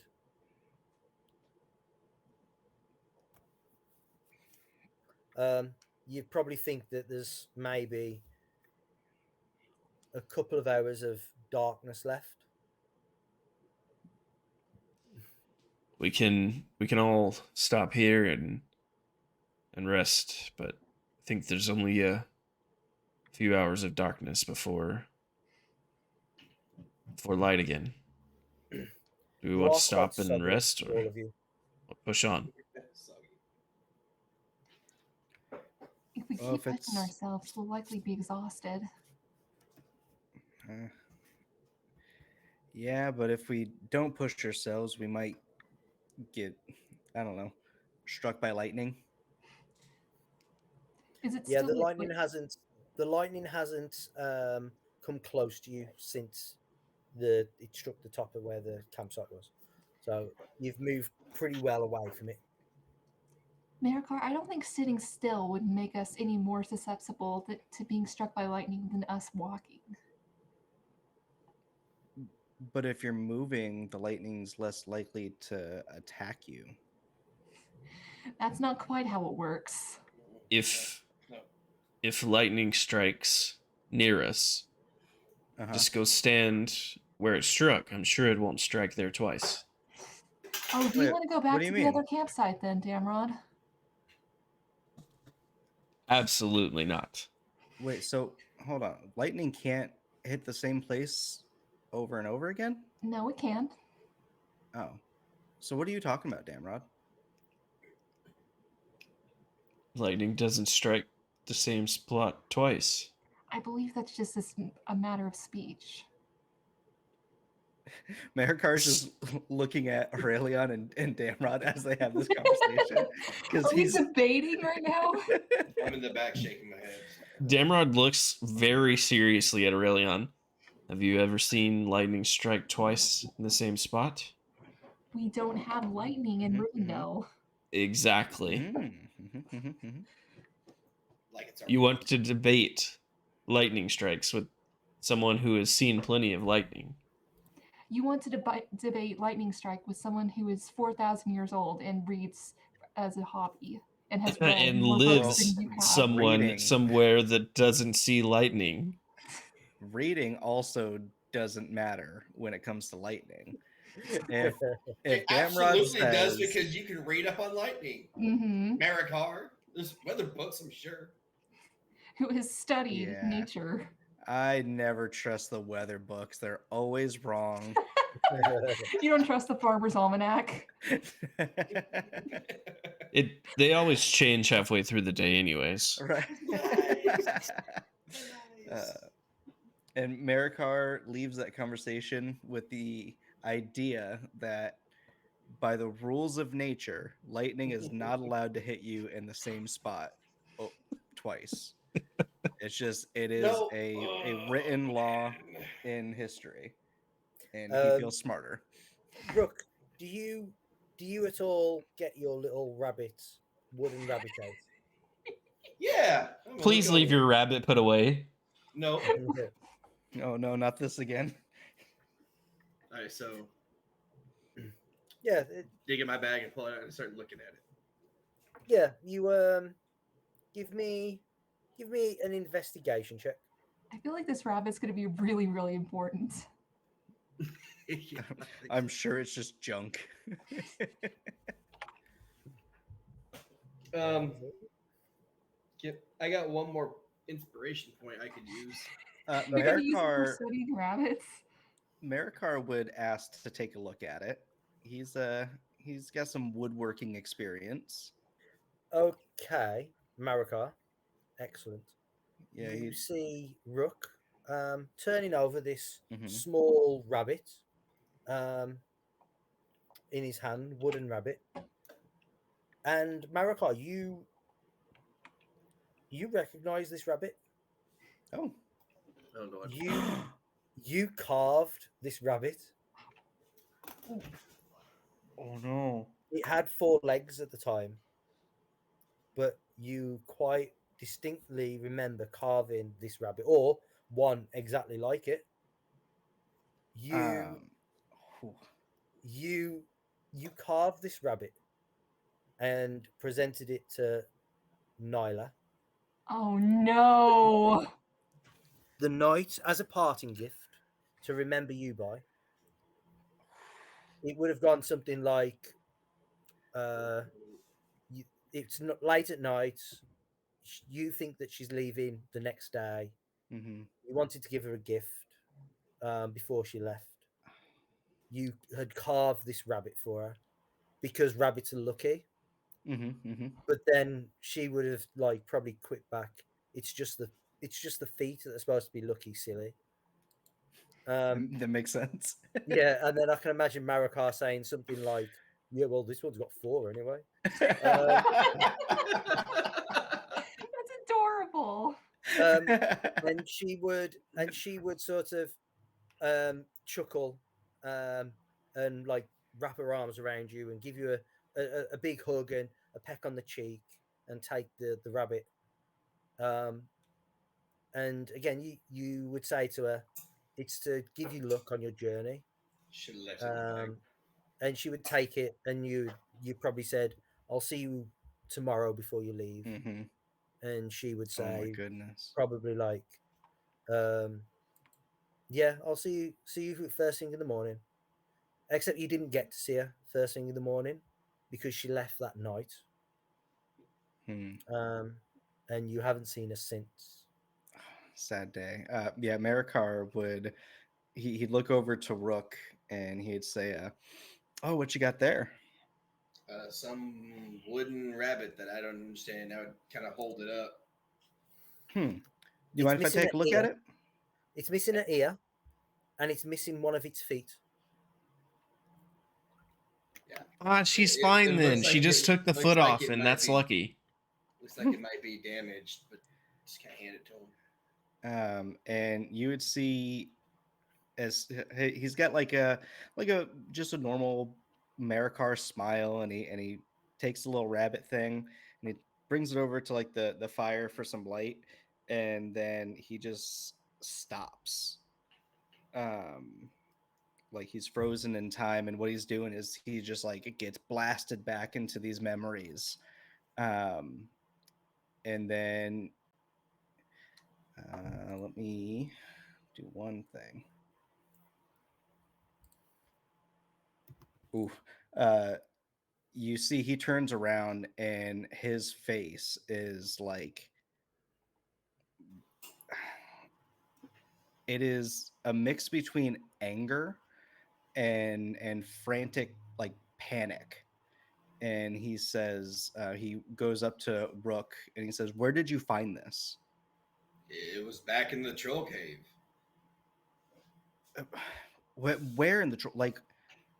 And he Where starts. Aurelian and I were over there looking. This was over there near the pots. And do you know what this is? And he's he's just getting real frustrated, and he you said, can have it if you want it. He takes it and then he scoops his bedroll and says, "I'm going back," and he just goes walk. What do you mean you're going back?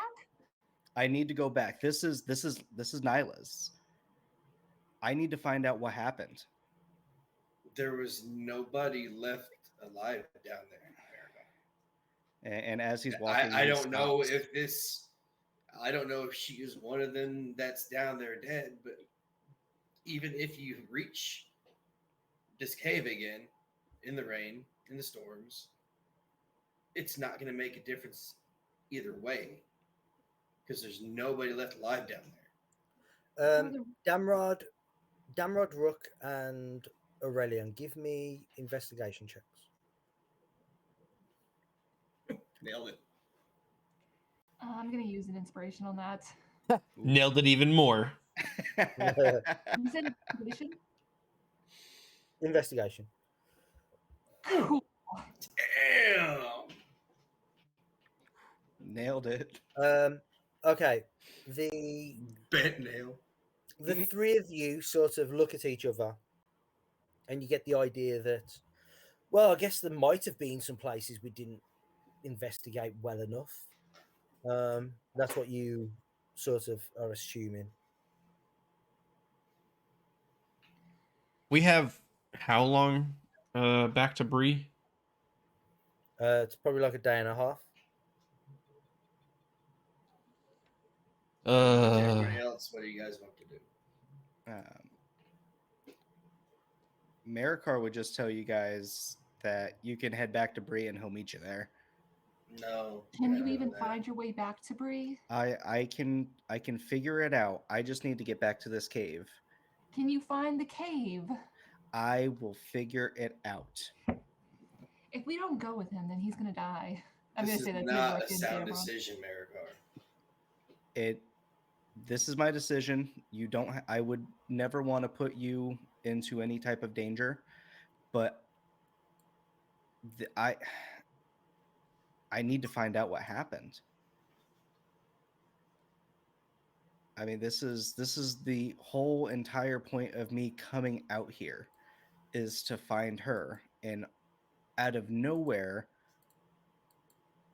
I just find this. I gave this to her the night before she left.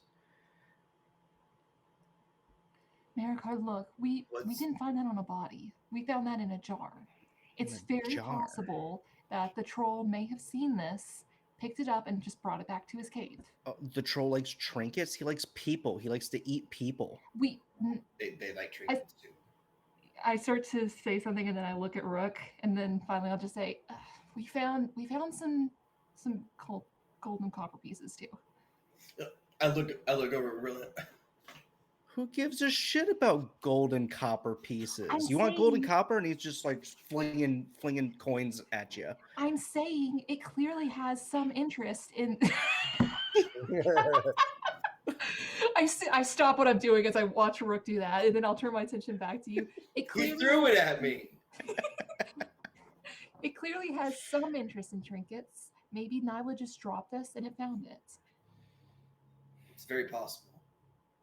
And even if we went down there, the remnants were so disfigured that we may not even be able to recognize her if we found her. It was mostly bones and decayed flesh. It's not going to make a difference whether you know what happened down there or not, honestly. And the fact that it was found in a jar, I mean, that's a good indication that it was just found somewhere. If it had been on her, then the troll would have just eaten it. I don't think it's the type to jingle the pockets and see if anything's in there. And he would just sit there and he'd stare at this this little wooden carving, and he would say, so, and he's like trying not to come to the realization. And he says, so more than likely she's one of those bodies that you saw. And we don't know. We don't know. There's not much left of them. Okay, fine. If I don't find her in Bree, I'm gonna have to come back out here. And he would look at Damrod and he'd ask, are you able to mark this spot on a map when we get back to town? Just so I know where to go if we can't find her, or if I can't find her. I will bring you back myself once we've finished our task in Bree. So what is your task in Bree exactly? Are you just going to deposit this troll head, or are you going to help Rook and I? First, we're going to return the troll head. I don't mean to be callous, but what we're doing is very important. Looking for a family heirloom? Aurelian just turns or looking for an actual person? What do you weigh as more important? Aurelian just turns and glares at you, and he kind of gives you a look like you know the story about what this is, so you should know better than to ask something like that. I mean, does Damrod actually know kind of what you're looking for? I assume so. When I know you've asked. I know you've asked about his father, but well, when Halberad had been like, yeah, we were there was originally a ring there, and someone stole it, so you probably pieced together, oh yeah, a piece of jewelry. That's probably what that is. I just wasn't sure, like, how clear you were with the connection to his father and what you were looking for. Well, that's probably like something about like whether or not Halberad told him or not.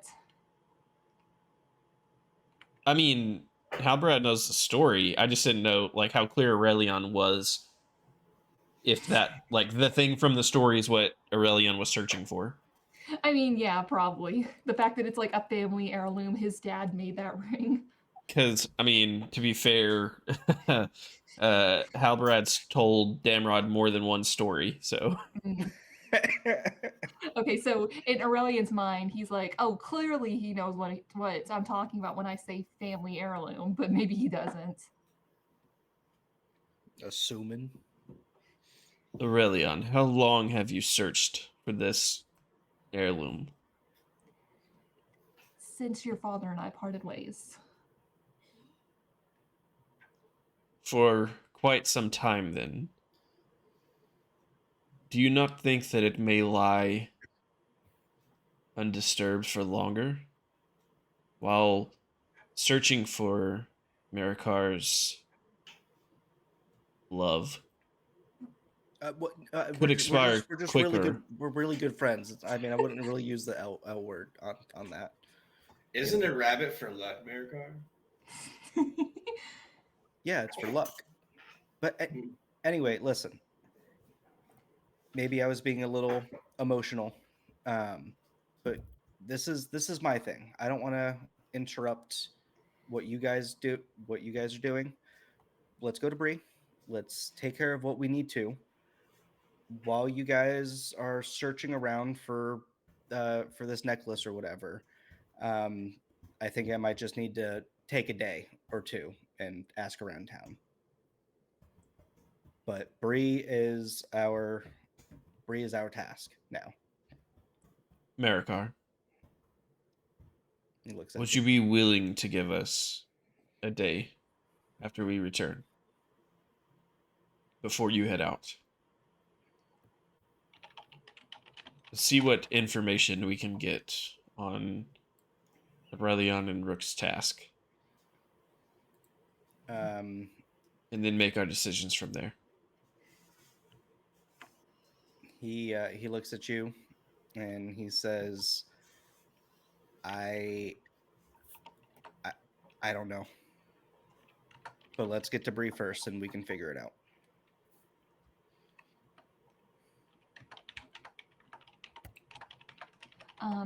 Whenever we start walking again, I will try to match pace with Maracar.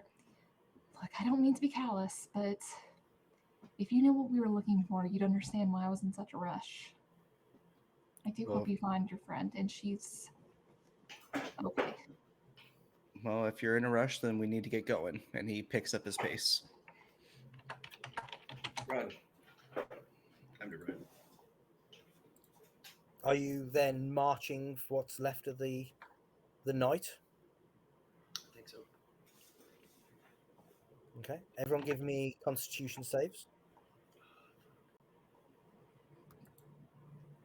Nice. Maracar is driven. Super healthy, bud. All right, not too terrible. I was like, no. Okay, yeah, you all avoid.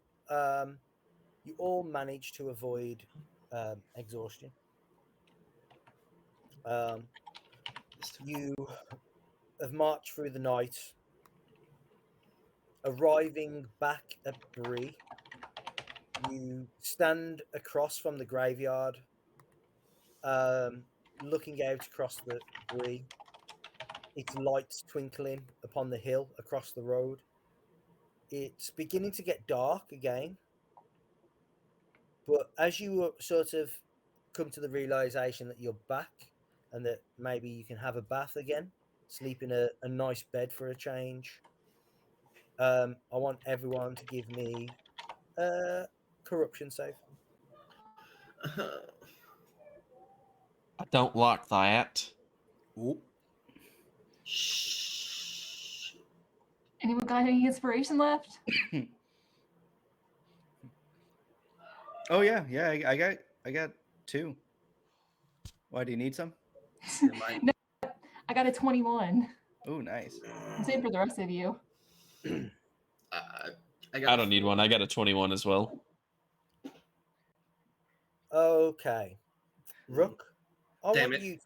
I want Rook to give me 2d4. Ooh. I want Maracar to give me 2d4. Aurelion, give me 2d4. We want high Damrod, numbers, right? 1d4. 3 total for me. So Rook, you are going to take 3 points of temporary shadow. Perhaps you can, from the experience of the troll cave and taking the coin without sharing it as well. Yeah. Certainly, I knew. I knew this was gonna come back on me. I just didn't know. I didn't know how, but I was like, you know what? I should share this out of good conscience, but no. Here we Yeah, are. especially you, Rook, as your shadow weakness is dragon sickness, which means you like to hoard shiny things and hoard things for jeez. yourself. The blade was shiny and fine too. I took that too. Mm-hmm. It was as well. Yeah, that was the That's spoil such of war, though. That's such a cool mechanic. Yeah. Yeah. So, Rook, you fighting the troll in its cave, seeing them bones, seeing the leg of Timaeus in its boot still, after it's been like gnawed upon by the troll. Hearing maybe about Maracar's love interest. Sorry, look interest.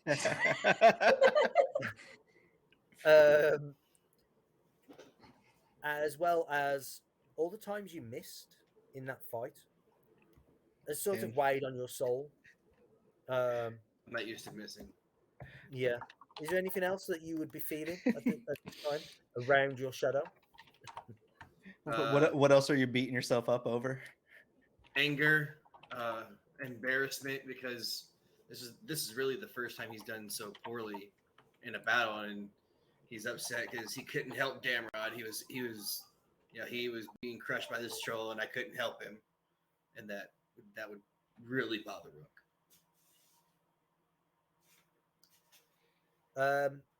Maracar, Oh yeah. you failed your save. Fuck You yeah, I take did. all 6 points of temporary shadow. Okay. At what point does it become permanent? Just wondering. It's I'm at equal. I'm at It's 9 when it right now. equal your wisdom score.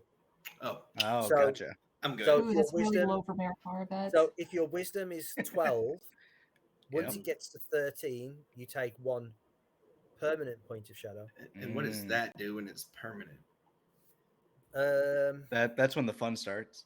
You have effectively you have sort of a mental break. Think of Oh, fun. think of Boromir, right at the end of Fellowship, where he tries to take the ring, or think of Bilbo in Rivendell when he sees Frodo with the ring again. Think of Thorin when he gets to the Lonely Mountain, and when he thinks someone stole the Arkenstone. This was on TV like Nate, Yeah. think of it was. think of Anakin when he starts to go to the dark side. Oh yeah. No, I'm Boy. right there with you. Yep. And Nate, your source of shadow, your shadow weakness Mhm. is Curse of vengeance. Curse of Vengeance. Oh. Oh no. Oh yeah. Oh no. My mind's already racing. He's pissed. There are some hints and stuff like that, some guides around Mhm. the shadow and how it may manifest or present itself for Cool. each one. I'm just going to try and find the page for it Sure. for you to look into. While Kevin's talking about that, you guys are talking about how bad permanent shadow must be. Boy, that sounds bad, I say, looking at my character sheet with 1 permanent shadow on it. Sounds like an Aurelian problem. Yep. No, it's about to be a Maracar problem too. How He's low pretty- is he's your pretty- wisdom score? 12. Well, I took- I'm I at didn't- 9. Mine is at I had that 12, when and I we have started. 6 temp. Oh yeah, that's true. Oh yeah. What's your wisdom score, Nate? Came in messed up. 12. You got a higher wisdom than me? Oh, I'm upset. It's Mine's a I'm just 12. more worldly. That's what happens when That's you what read too many get- books. Yeah, exactly. Yeah, see, he is very book smart. He's not very world smart. Well, that's what I'm here for. Yeah,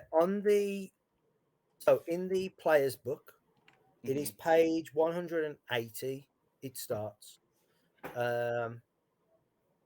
So if anyone wants to check that, it goes through sources of corruption, anguish, blighted places, tainted treasure, consequence of corruption, bouts of madness, 180. and then the degeneration of it all, as well as descriptions for curse of vengeance, brutal. You like your first point of permanent shadow will make you brutal. The next point will make you cruel, and it give you some suggestions on how each one may present. Gotcha. I super like this mechanic. It's really good. Aurelian, you passed, so you will only take 2 points of temporary shadow. Again, the troll cave, finding the map and feeling closer. There's hidden sources of information in this map that you must find, regardless. And I guess we've already seen it in regard to how you were talking about, well, aren't you going to help me find this trinket of mine, my family heirloom? I must study this map. It's that sort of thing. Damrod, you're only going to take 1 point of temporary shadow because you passed and you only rolled a 3. Yeah, and that's probably just fighting a troll, killing a troll in its cave, seeing the dead bodies. Maybe you can help them. The rangers are here to sort of help protect the people of this land, and you're sure that not all of these are dead bodies dug up. Is there a way to get rid of temporary shadow? Yeah, there will be. Okay. Effectively, you've got to spend time doing something homely, doing something relaxing, nice. It's something that will be done over a fellowship phase, which is a period of time where you might spend, well, effectively, we're going to go into a small week fellowship phase when you get back to Bree, as Gotcha. Aurelion's going to pour over the map. Obviously, Maracar's going to want to go and do something as well as yourself. So basically, yeah, we'll enter a fellowship phase and you'll use that time to also level up to level 3 for Maracar, Rook, and Damrod. Aurelion, you are staying at 4. This time. Yeah. I might get with you later on exactly how to. I might get with you later on exactly how to level up because I'm still. Yeah, that's fine. Yeah, that is already you. Yeah. I mean, there are 2 sort of subclasses for each of your class. You, Rook, you have the thief and you have the agent. The agent is about sort of infiltrating, scouting ahead, spying on the enemy, being deceptive to get into places. That's sort of the agent.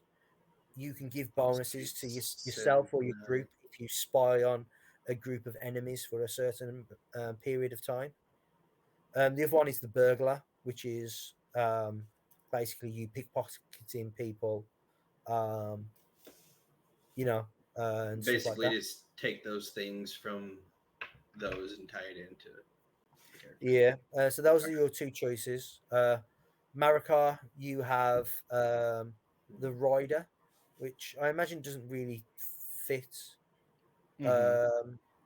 your character, but then you do have the faux hammer that actually allows you to wear heavy armor and still enter your battle fury. Oh, good lord! Yeah. Yeah, I'm gonna take agent.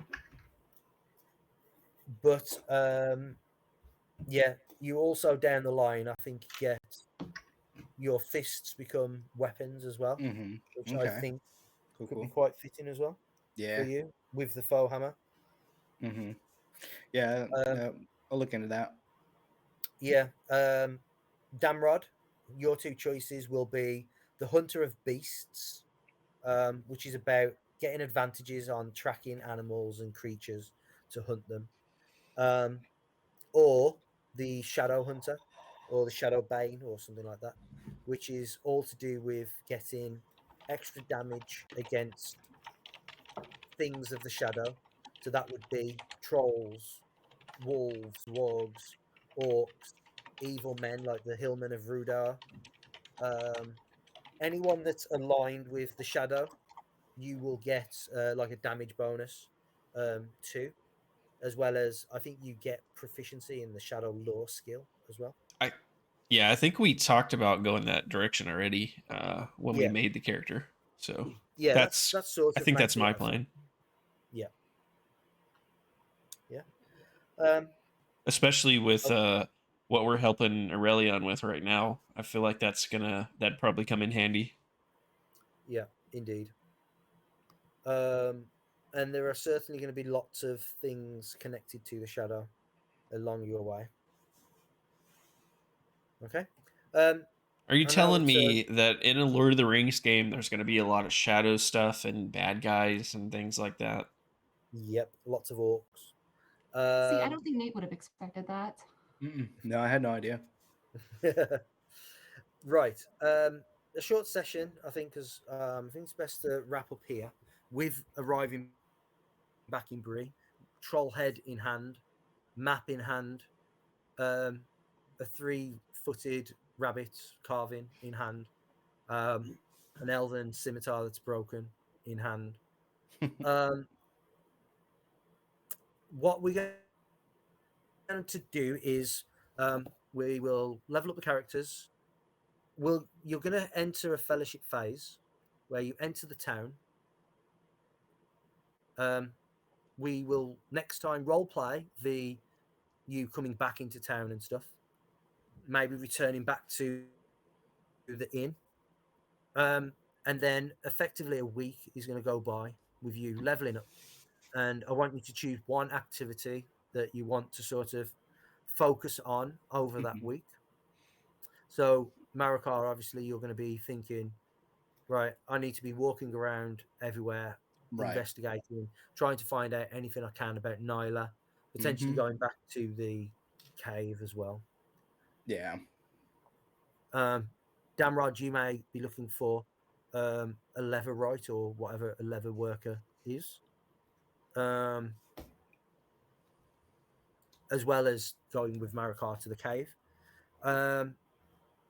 Again, these are suggestions.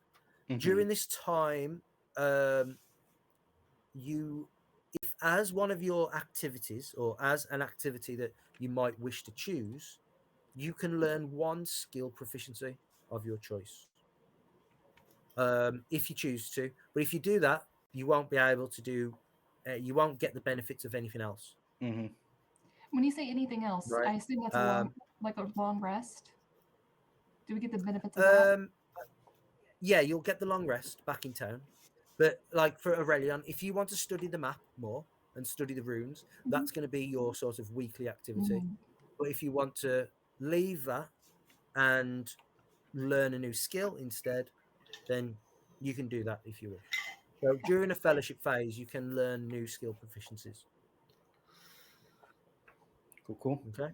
I dig Yeah. it. So That's have cool. a think about what you would like to do during your fellowship phase, and then we'll role play arriving back at Bree next week and discuss and role play out what happens during your week of the fellowship phase.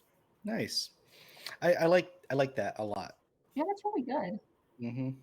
Yeah, we did this in the other one, didn't we, Kevin? Yeah. Yeah, you took you was able to take like 4 weeks. Yeah, 4 weeks. At him. Well, actually, we pushed it to 6 weeks because I wanted to keep going with what I was doing. I thought we pushed it to 6 weeks. I was like, can I get 2 more weeks out of it? So the effectively the story for them is the King of Dale has got big plans for the area for the north, and he's planning a big celebration as a sort of anniversary to the dragon dying, Dale being rebuilt, and the mountain being recaptured. It's like the 10th anniversary, and the player characters have been chosen as emissaries to go across Mirkwood and visit the Woodmen, visit the Bjornings, and sort of visit all the leaders and say, you know, the king in Dale is planning this celebration with like all friends to come and take part. They weren't supposed to be the main people to be these emissaries. They were just tagging along, but events happened through in Mirkwood that Oh, murder! yeah, that meant that they had to take up the role themselves. It's horrible. Yeah, Mirkwood was 2 weeks of every day rolling shadow. I wonder how much shadow does my character have? I'm gonna look because it's a lot. Yeah, and so when they got to the inn after these 2 weeks of horrendous things that happened to them through Mirkwood, they were like, "Yeah, we're going to take 4 weeks off." That's fair. Boys. You need 4 weeks of self-care.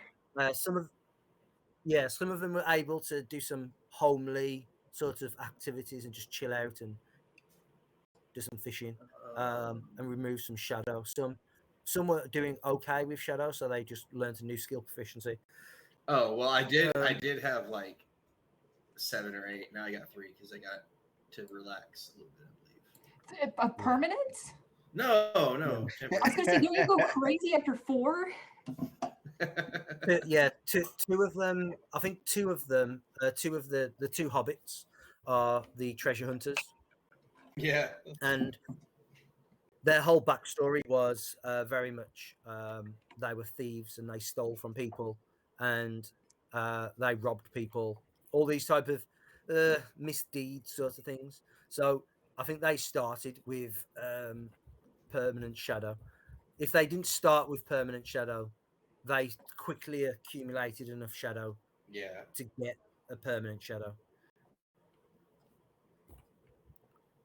It's an intense story, just like this one is. Yeah. Hence, Nathan, why the title of the episode was Maracar's Lament. Yeah. Oh. That's Yep. really good.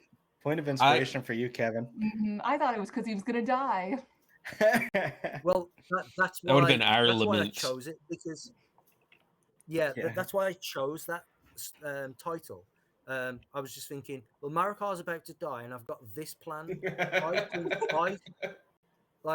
I think they're gonna think that it's to do with Maracar. You fooled us. Oh yeah, I got duped. I don't Yeah, need I any. mean, I don't need anyone else's love interest in any other games to be killed off anytime soon. I mean, so what's your thoughts on that, Nate? I like that a lot because one, it gives me that first clue. And then looking at it through Marikar's perception, the fact that he rolled so high on shadow, I think that fits so nicely because just with how long has he been traveling with this group? What, a week, maybe? Less. Yeah, maybe 2. Yeah, a week, maybe 2 weeks now. Yeah. In these 2 weeks, it's like, he has this built up idea on what the world is, and like every day a little piece of that wall is just getting chipped down, a little piece of that wall is getting chipped down, and then he runs into this situation. Already him killing his first person, from what he understands. It's like that got to him, and that was the first little seed of, I did something that I never thought I would be capable of. And now that he's gotten all of this shadow, or temporary shadow for now, I think in his mind it's like, at first he just thinks about, oh my god, she's gone, oh my god, she's gone, but then I think he starts going into like darker and darker places where he starts thinking of, what would I do if I find the person. He'll like flash through these real bad things that, again, he's never thought about and he's never thought that he would be capable of. So I think it's really starting to mess with him on how far would I go to kind of, I guess, protect what's valuable to him, or get retribution for someone who's wronged him or someone that he loves. So I think that's kind of where his mind's going, and I think it's perfect. Excellent. Nathan, piece of antique armor from your lost civilization. Maybe there's more pieces out there. I'm really excited to see where where this goes. There's this is what Gamrod's been looking for. Something that leads back to his lost civilization, something that helps at least restore the history. So he's gonna have that kind of extra. To be honest, as much as he wants to go back to the troll cave to help Maracar resolve his issue, he also wants to go back and see if there's any more trinkets or any more pieces of the civilization there.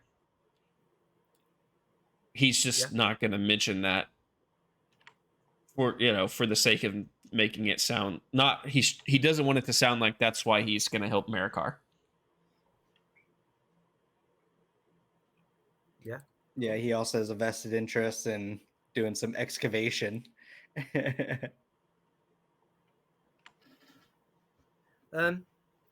So I'm glad that I'm just able to start threading through a few more things. We've got our feet under the table now. Just some extra work from myself to begin, weaving the tapestry that is your individual stories as we go along. Obviously, we have the map for Aurelian. The rabbit, by the way, Nate, will also be a magic trinket. The love, the love and sort of willingness to protect, and the heartfelt nature that you put into making it. Effectively, the rabbit is going to. You can re-roll ones on a d20 roll. Okay. Right, a number of times per long rest, equal to how many feet it has. Oh, so I like that. It has 3 feet at the moment left. So per long rest, you can roll ones, re-roll ones on attack rolls, ability checks, saving throws. But whenever you do so, you must roll a d4 to see if the foot breaks off. Oh, that's cute. That's sick. Do I have to like attune to this throughout the week? No. It's just a thing that I have now. It will sort of just happen. Gotcha. Yeah. Naturally, without you, as long as it's on your person. Yeah. As long as it's on your person, it will just sort of happen. So it's not like an action that Maracar is kind of dictating. It's just kind of happenstance, luck. It's luck. Gotcha. It's luck. It's love. Yeah. It I might change from a D4 to a D6. I'm not sure, but effectively, if you roll a 1, one of the feet break off. Yeah. And you lose one of the uses. Gotcha. I dig it. That's really cool. The armor, once you have fixed it, Nathan, will give you a +1. A +2 to your armor class. Right. And as a reaction, you can reduce the incoming damage of an attack equal to your Constitution modifier and your proficiency bonus. So your proficiency at the moment is 2, and your Constitution, I think, is 2. So you can use a reaction to reduce the damage by that amount, by 4, effectively. About to be again, as badass as Maracar. Yeah, gotta get it fixed first. Yeah, you wish your armor was as cool as that little rabbit. Yeah. Oh, I just meant like Maracar himself without the rabbit. About to be as cool as Maracar without the rabbit.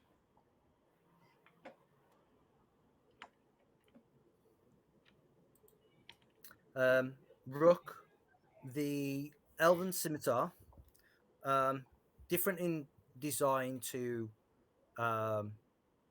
Aurelion's, but it will glow blue, so it will effectively be a weapon of warning, but only when orcs are around. So not trolls, not wargs. It won't work on like initiative or anything like that. It's just, well, unless it's initiative against orcs specifically. Would I be able to get this fixed and learn how to use it? Yeah, again, it's going to be part of, potentially that can be your fellowship phase. Refining this elven blade. Yeah, it's effectively just the blade. Like the hilt itself at the end has pretty much fallen apart. Hopefully somebody can fix this. Just some good woodworking would be fine. Yeah. You know about woodworking, Maracar. You can make him. You make it into another duck or another rabbit. Yes, I can only do rabbits. I don't know. It's a goose hilt. A rabbit hilt not that long. A nice ergonomic design. Yeah. The thing is that I don't think I'd be able to put as much love in it as I have my little trinket. So are you saying that you don't we saved each other's lives time and time again. You can't give me a rabbit hilt. Maracar would chop you in half to save Nyla right now. So have you never heard the adage "gals before pals" or "pals before gals"? Rather, listen up. Well, you just you just finished that argument. Yeah, there you go with your books again. Did you read that?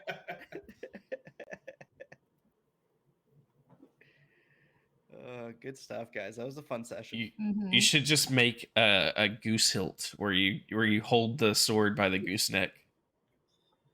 Yeah. I feel like I've heard of a sword that is also a goose. Let me look. I'll see if somebody in Bree is really good with weapon restoration. I found it. Oh I'll God. send it to you guys on Discord. Oh no. I can only imagine. We sending you to jail again? Absolutely not. Shut up. Oh no. Oh no. You're fired, Ray. Okay. Should I link that in the Twitch so everyone can see it? That's actually pretty good. Might as well. If you have a link, yes, absolutely. Hold on. Good luck to everyone watching on YouTube. It's literally just Wordle with a sword. Yeah. Swordle.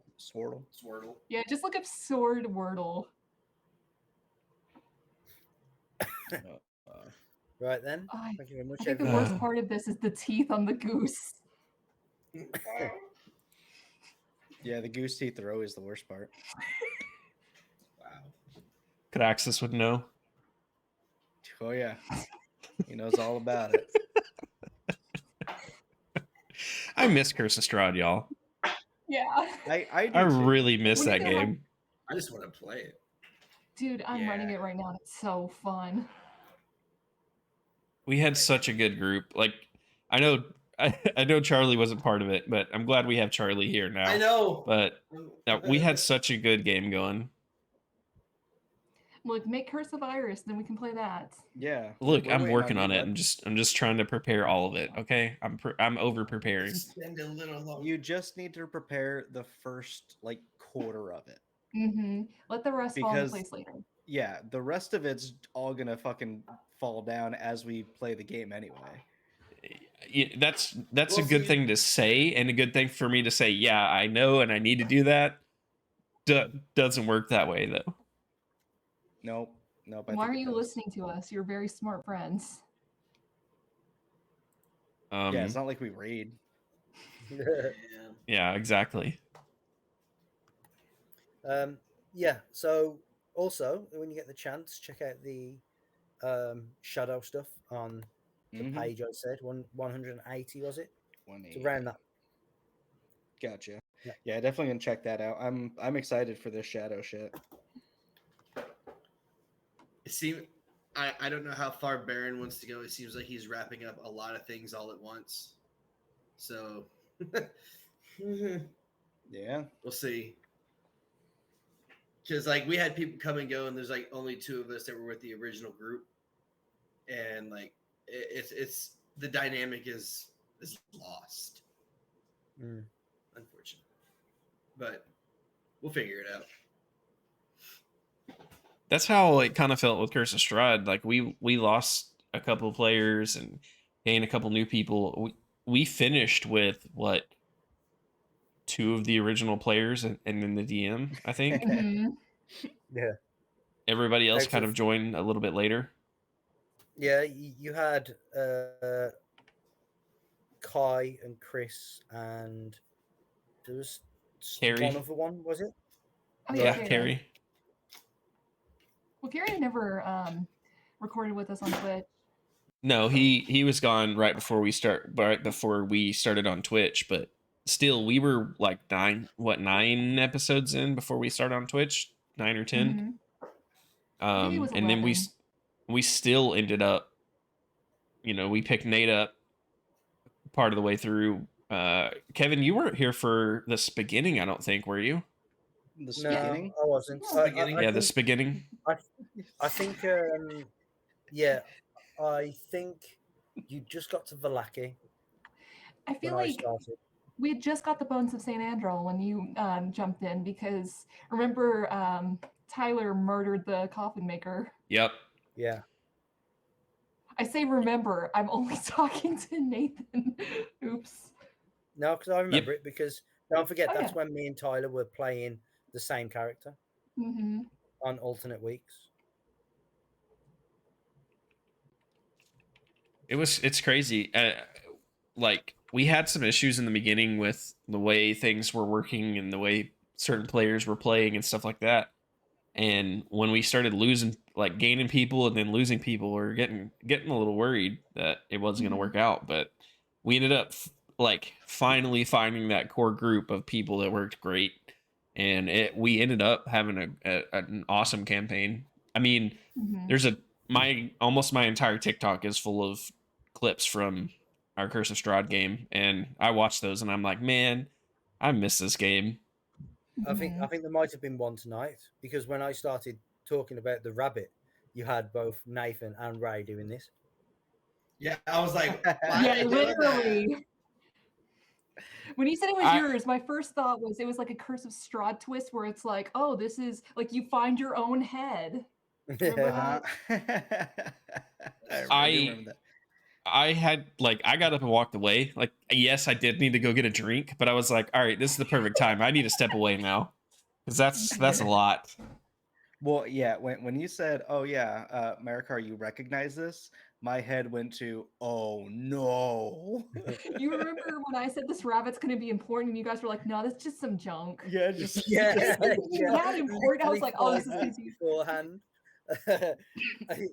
I think if you do look back at that bit there, he said, "Oh, it's just going to be junk," and then Nathan's like, "Yeah, just chuck it away." I was like, trying to stop myself from smiling. right. It was just them Listen. introducing it. I came across it apparently. Right when you said, like, I offered it to Rook because I was being polite, but if he had said no, I would have been like, "Oh, Maracar, you like simple things. Here's a rabbit." Oh, That would have been Oh, rough right no. there in the troll cave after Yeah. standing next to the body of a troll. Well, that would have eliminated the fact that we might have to go back at least. Yep. Yeah. Well, if anything, that Rook would've been wasn't more so efficient. greedy. Yeah, If he didn't let there's- that treasure sickness get to him. Well, yeah. So also, none of my characters ever loot anything. So, Yeah. So like, I wasn't expecting to be up in there anyway. well, Listen. I was sort of thinking of different items and stuff to give from the troll cave, Mhm. loot from the troll cave, and I was thinking, okay, well, Aurelion's going to get the map, right? Plus, Aurelion's still a level above everyone else. Rook, I figured, we'll probably take the sword, and then yeah, and he was then right. and then I'd already thought of the armor piece for this set of armor that I knew would interest Damrod, and I was like, okay, what can I give to Maracar? I can give trauma to Maracar. Trauma. Yeah, that's what he Well, that's it. got. I got a trauma piece. Well, and I was thinking, well, what about like a lucky stone, or something like along those lines? Something And then I like was that. like, okay, rabbits are lucky. How about like a wooden carving? And then I remembered that Maracar had wood carving tools. So that's something that I was like, oh, Maracar could make this. Oh, what about if Maracar did make this and Maracar gave it to someone? And then that Oh just my goodness. all snowballed into it, tying into Down the rabbit hole we went. Yeah. Haha. Hey. Nate, you were talking about how you don't have characters that loot. I feel you on that one. Yeah. Gordon never looted anything, and this whole campaign, I'm gonna be like, I'm gonna loot everything. Yeah. This is I want to see how it mine. feels. Mhm. we I think we had to force Odin to take things, didn't we? Literally, yes. He was too good a boy. He was like, take this. No, but that's It's not better mine. armor. Take it. Mhm. And literally, I'm watching you guys like get all the good stuff, and I'm like, boy, I sure wish I didn't have a moral set. I think we tricked Orden. I think we tricked Orden into taking something at one point by like convincing him it wasn't stealing. That sounds like something you would have done. It's just borrowing without asking. Mhm. Oh, jeez. Good times, good times. Good times. Yeah, Cool. I'm Look excited forward- for this game. I'm excited to do Curse to Iris or whatever we'll be calling it. But yeah, this is a treat every Wednesday. Mhm. Every Every other. Wednesday. Every other Wednesday, yeah. Yeah. In my head it's still like, oh, D&D tonight. That's why I keep asking you every Wednesday, like, hey, what are we doing tonight? Literally, that's what my wife does, and I'm like, babe, we've had this schedule going on for a while now. It's hard to break that habit of when we did it every week though, because I think we tried twice to do it like every other Wednesday because some of us had stuff going on and it never stuck. We went right back to every week. I think so. That sounds right. We're addicted to the feel, man. Mhm. Addicted to the shadow. Mhm. Right, I'm going to jump off and go to sleep if I can. We're not Yes. playing. Shake We're off not this, playing tomorrow, right, Kevin? I will Leave. message in the group. I don't think we are now. I didn't I've think got so a either. family thing come up. Yeah, that's fine. Basically, I got tickets for. I brought tickets for a musical for my mum and dad to go to. Oh, that's Oh, awesome. that's fun. That's adorable. For Christmas. Yeah, for Christmas. It was like their Christmas. Well, my mom's Christmas present because they love going to the theatre and having a night out of it.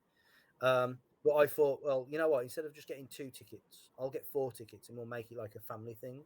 I've never been to one. I'm not really that fussed about it, but the fact of it just being a family thing for them would be like a nice thing. So, yeah, I didn't realize it was tomorrow. So I've got to try and look at that and see what times everything is shaking up. I gotta go pick up my great niece anyway, so it's fine. No, okay, Cool. cool. All right, catch you later then, everyone. All right, see you, Kevin. buddy. Bye, Kev. Bye bye. And any of you guys got anything you need to say? Since everybody's dipping out. Yeah. I might stream here in a few minutes if Ooh. we don't have much going on, because oh my word, I'm so close to finishing the pigeon thing. That's an interesting game. I'm so close. We did a boss fight last episode. Man, I missed it. See, every time I catch your hafu boyfriend game, I'm like, all you're doing is reading a PowerPoint. Yep, that's the unfortunate part of it. That's the unfortunate part about visual novels. Oh, okay. See, I think I was just thinking about it differently than what it is. You really need to watch the YouTube version so you can like skip to the good part.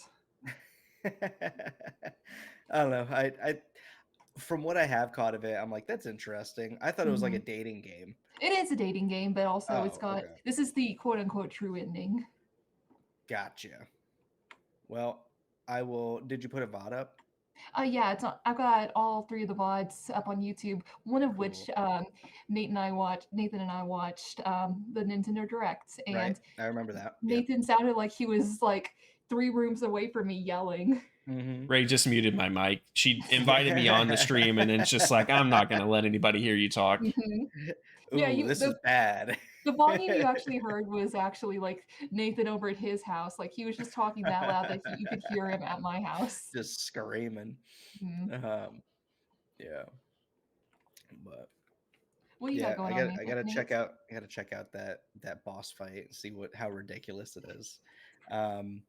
But we have a podcast stream again tomorrow.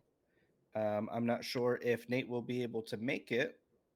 Hopefully, I've got something going on tomorrow. Oh, drats! That's fine. If you guys would have had it earlier in the day, then I might have been able to make it. But I've got something going on all day now. Yeah, well, that is perfectly fine, man. We'll get you on at some point anyway. But we got Erasmus and Jarl coming back for a round 2, and we're doing a bunch of like questions from their communities. So nice. It's kind of like a ask me anything Q&A, and then we'll find some way to bounce around topics, and we got some good stuff from Jarl's chat already, or from Jarl's community. I haven't heard anything from Erasmus's side of things, but either way, should be a really fun and exciting conversation. And then at some point this week, I'll probably stream as well. Want to probably do something like maybe some Civilization, Civ 6, or back into Tropico. I don't know. Dude, I would absolutely love to watch you play Escapists again. That was so much fun watching you play that. Okay. It was great. Was it? Okay. I mean, I had fun. I'm happy I got some feedback on it, because it's just one big puzzle and I'm fucking terrible at them. I hate puzzles. I don't hate them, but like, that's what made it fun for me, though. Okay, gotcha. That makes sense. Yeah, I guess that's half the enjoyment. Oh, we might play some of that.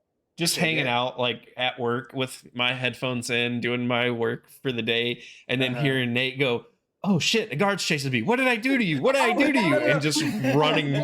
That was fantastic. I was doing the exact same thing. I was at work. Stop, run. No, I'm like, I'll finish this bottle of plasma later. I gotta go see what's happening. I would literally like mute to go talk to someone on the phone, and I'd be like, "Oh, I wonder what Nate's up to now," and I unmute, and he's just doing the same thing, running from the guard. They got it out for me, man. And it's always the same guard. Well, I keep beating up that guard because he has the red key.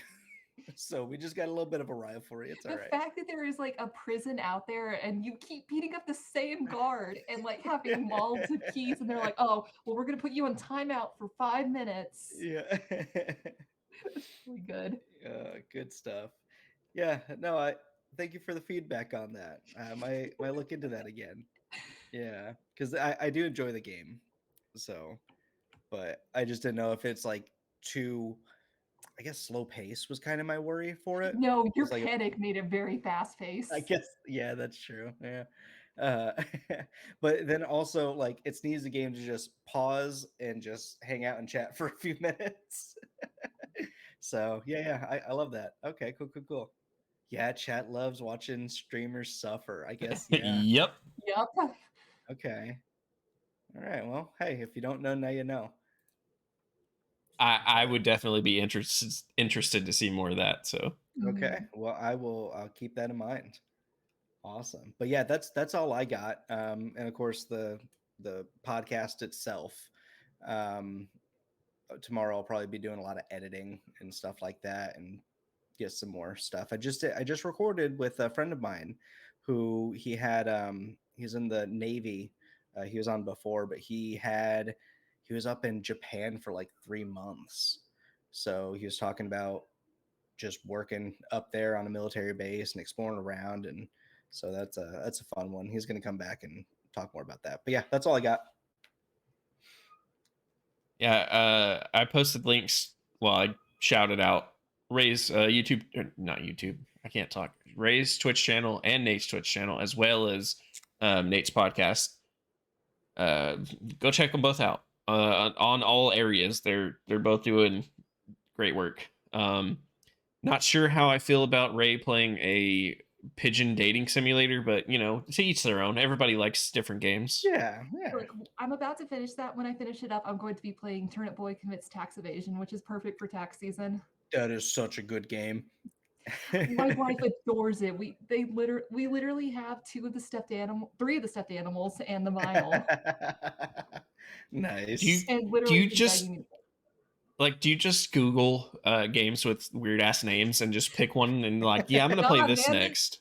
They happen upon me. They fall on my lap. Oh Lord. Yeah, that the game actually I watched a let's play of it, or someone was it made like a video on it or something. Looks really fun. But awesome. I'm excited for that too. There's a game on Steam. Actually, I don't think it's released yet. I'm trying to look it up because I played the demo. I don't know if it's the type of game that Ray would like to play. It's like a platforming shooter type game, but it seems from the concept of the game, it seems like something Ray would play. I'm trying to see if I can find the name of it real quick. We gotta do a community night sometime soon too. We tried to the other night, but it was me and Nathan trying, and nobody responded. Interested. I responded, and I said no. I said I couldn't do it, but I responded. Exactly. Thank you for your input, Nate. I will likely be free to do it again this week. Mr. Sun's Hatbox. Ray. Mr. Sun's Hatbox. Mr. Hatbox. Let me look this up. Oh my word. I just see like a small thing and it looks like me. Yeah. See? What is this? The demo was great. I loved the demo. It's definitely on my wish list of things to play again later. There's literally 6 columns of pictures, and that's it. I told you, it does not have much of a presence on Google. It's just it's a demo on Steam. It was on their last demo fest. So. Gotcha. I feel like you'd get a kick out of Dad by the Sword too. It's also was a demo on Steam's last demo fest, but I feel like you'd get a kick out of that one too. I need to try their demo fest sometime. Oh yeah, this last one was the first one I did. I downloaded so many demos and only played a couple of them, but the couple I played, I was like, this was well worth it. I'm gonna look it was awesome. Through the thumbnails I made and show you some of the weirder games that I'm gonna be playing. Oh God. I'm gonna get back into Metroid pretty soon because I can't stop playing that game. I've started adding channel points for chat versus streamer for the Long Dark, but I don't know if I can pull myself away from Metroid long enough to play the Long Dark yet. So it might end up having to wait until I finish Metroid, and then we go to like some nights I'll play The Witcher 2 and some nights I'll play the Long Dark. But we'll see. I don't want to beat Metroid so fast that I'm done with it already, but I love it so much. The remaster's done so well.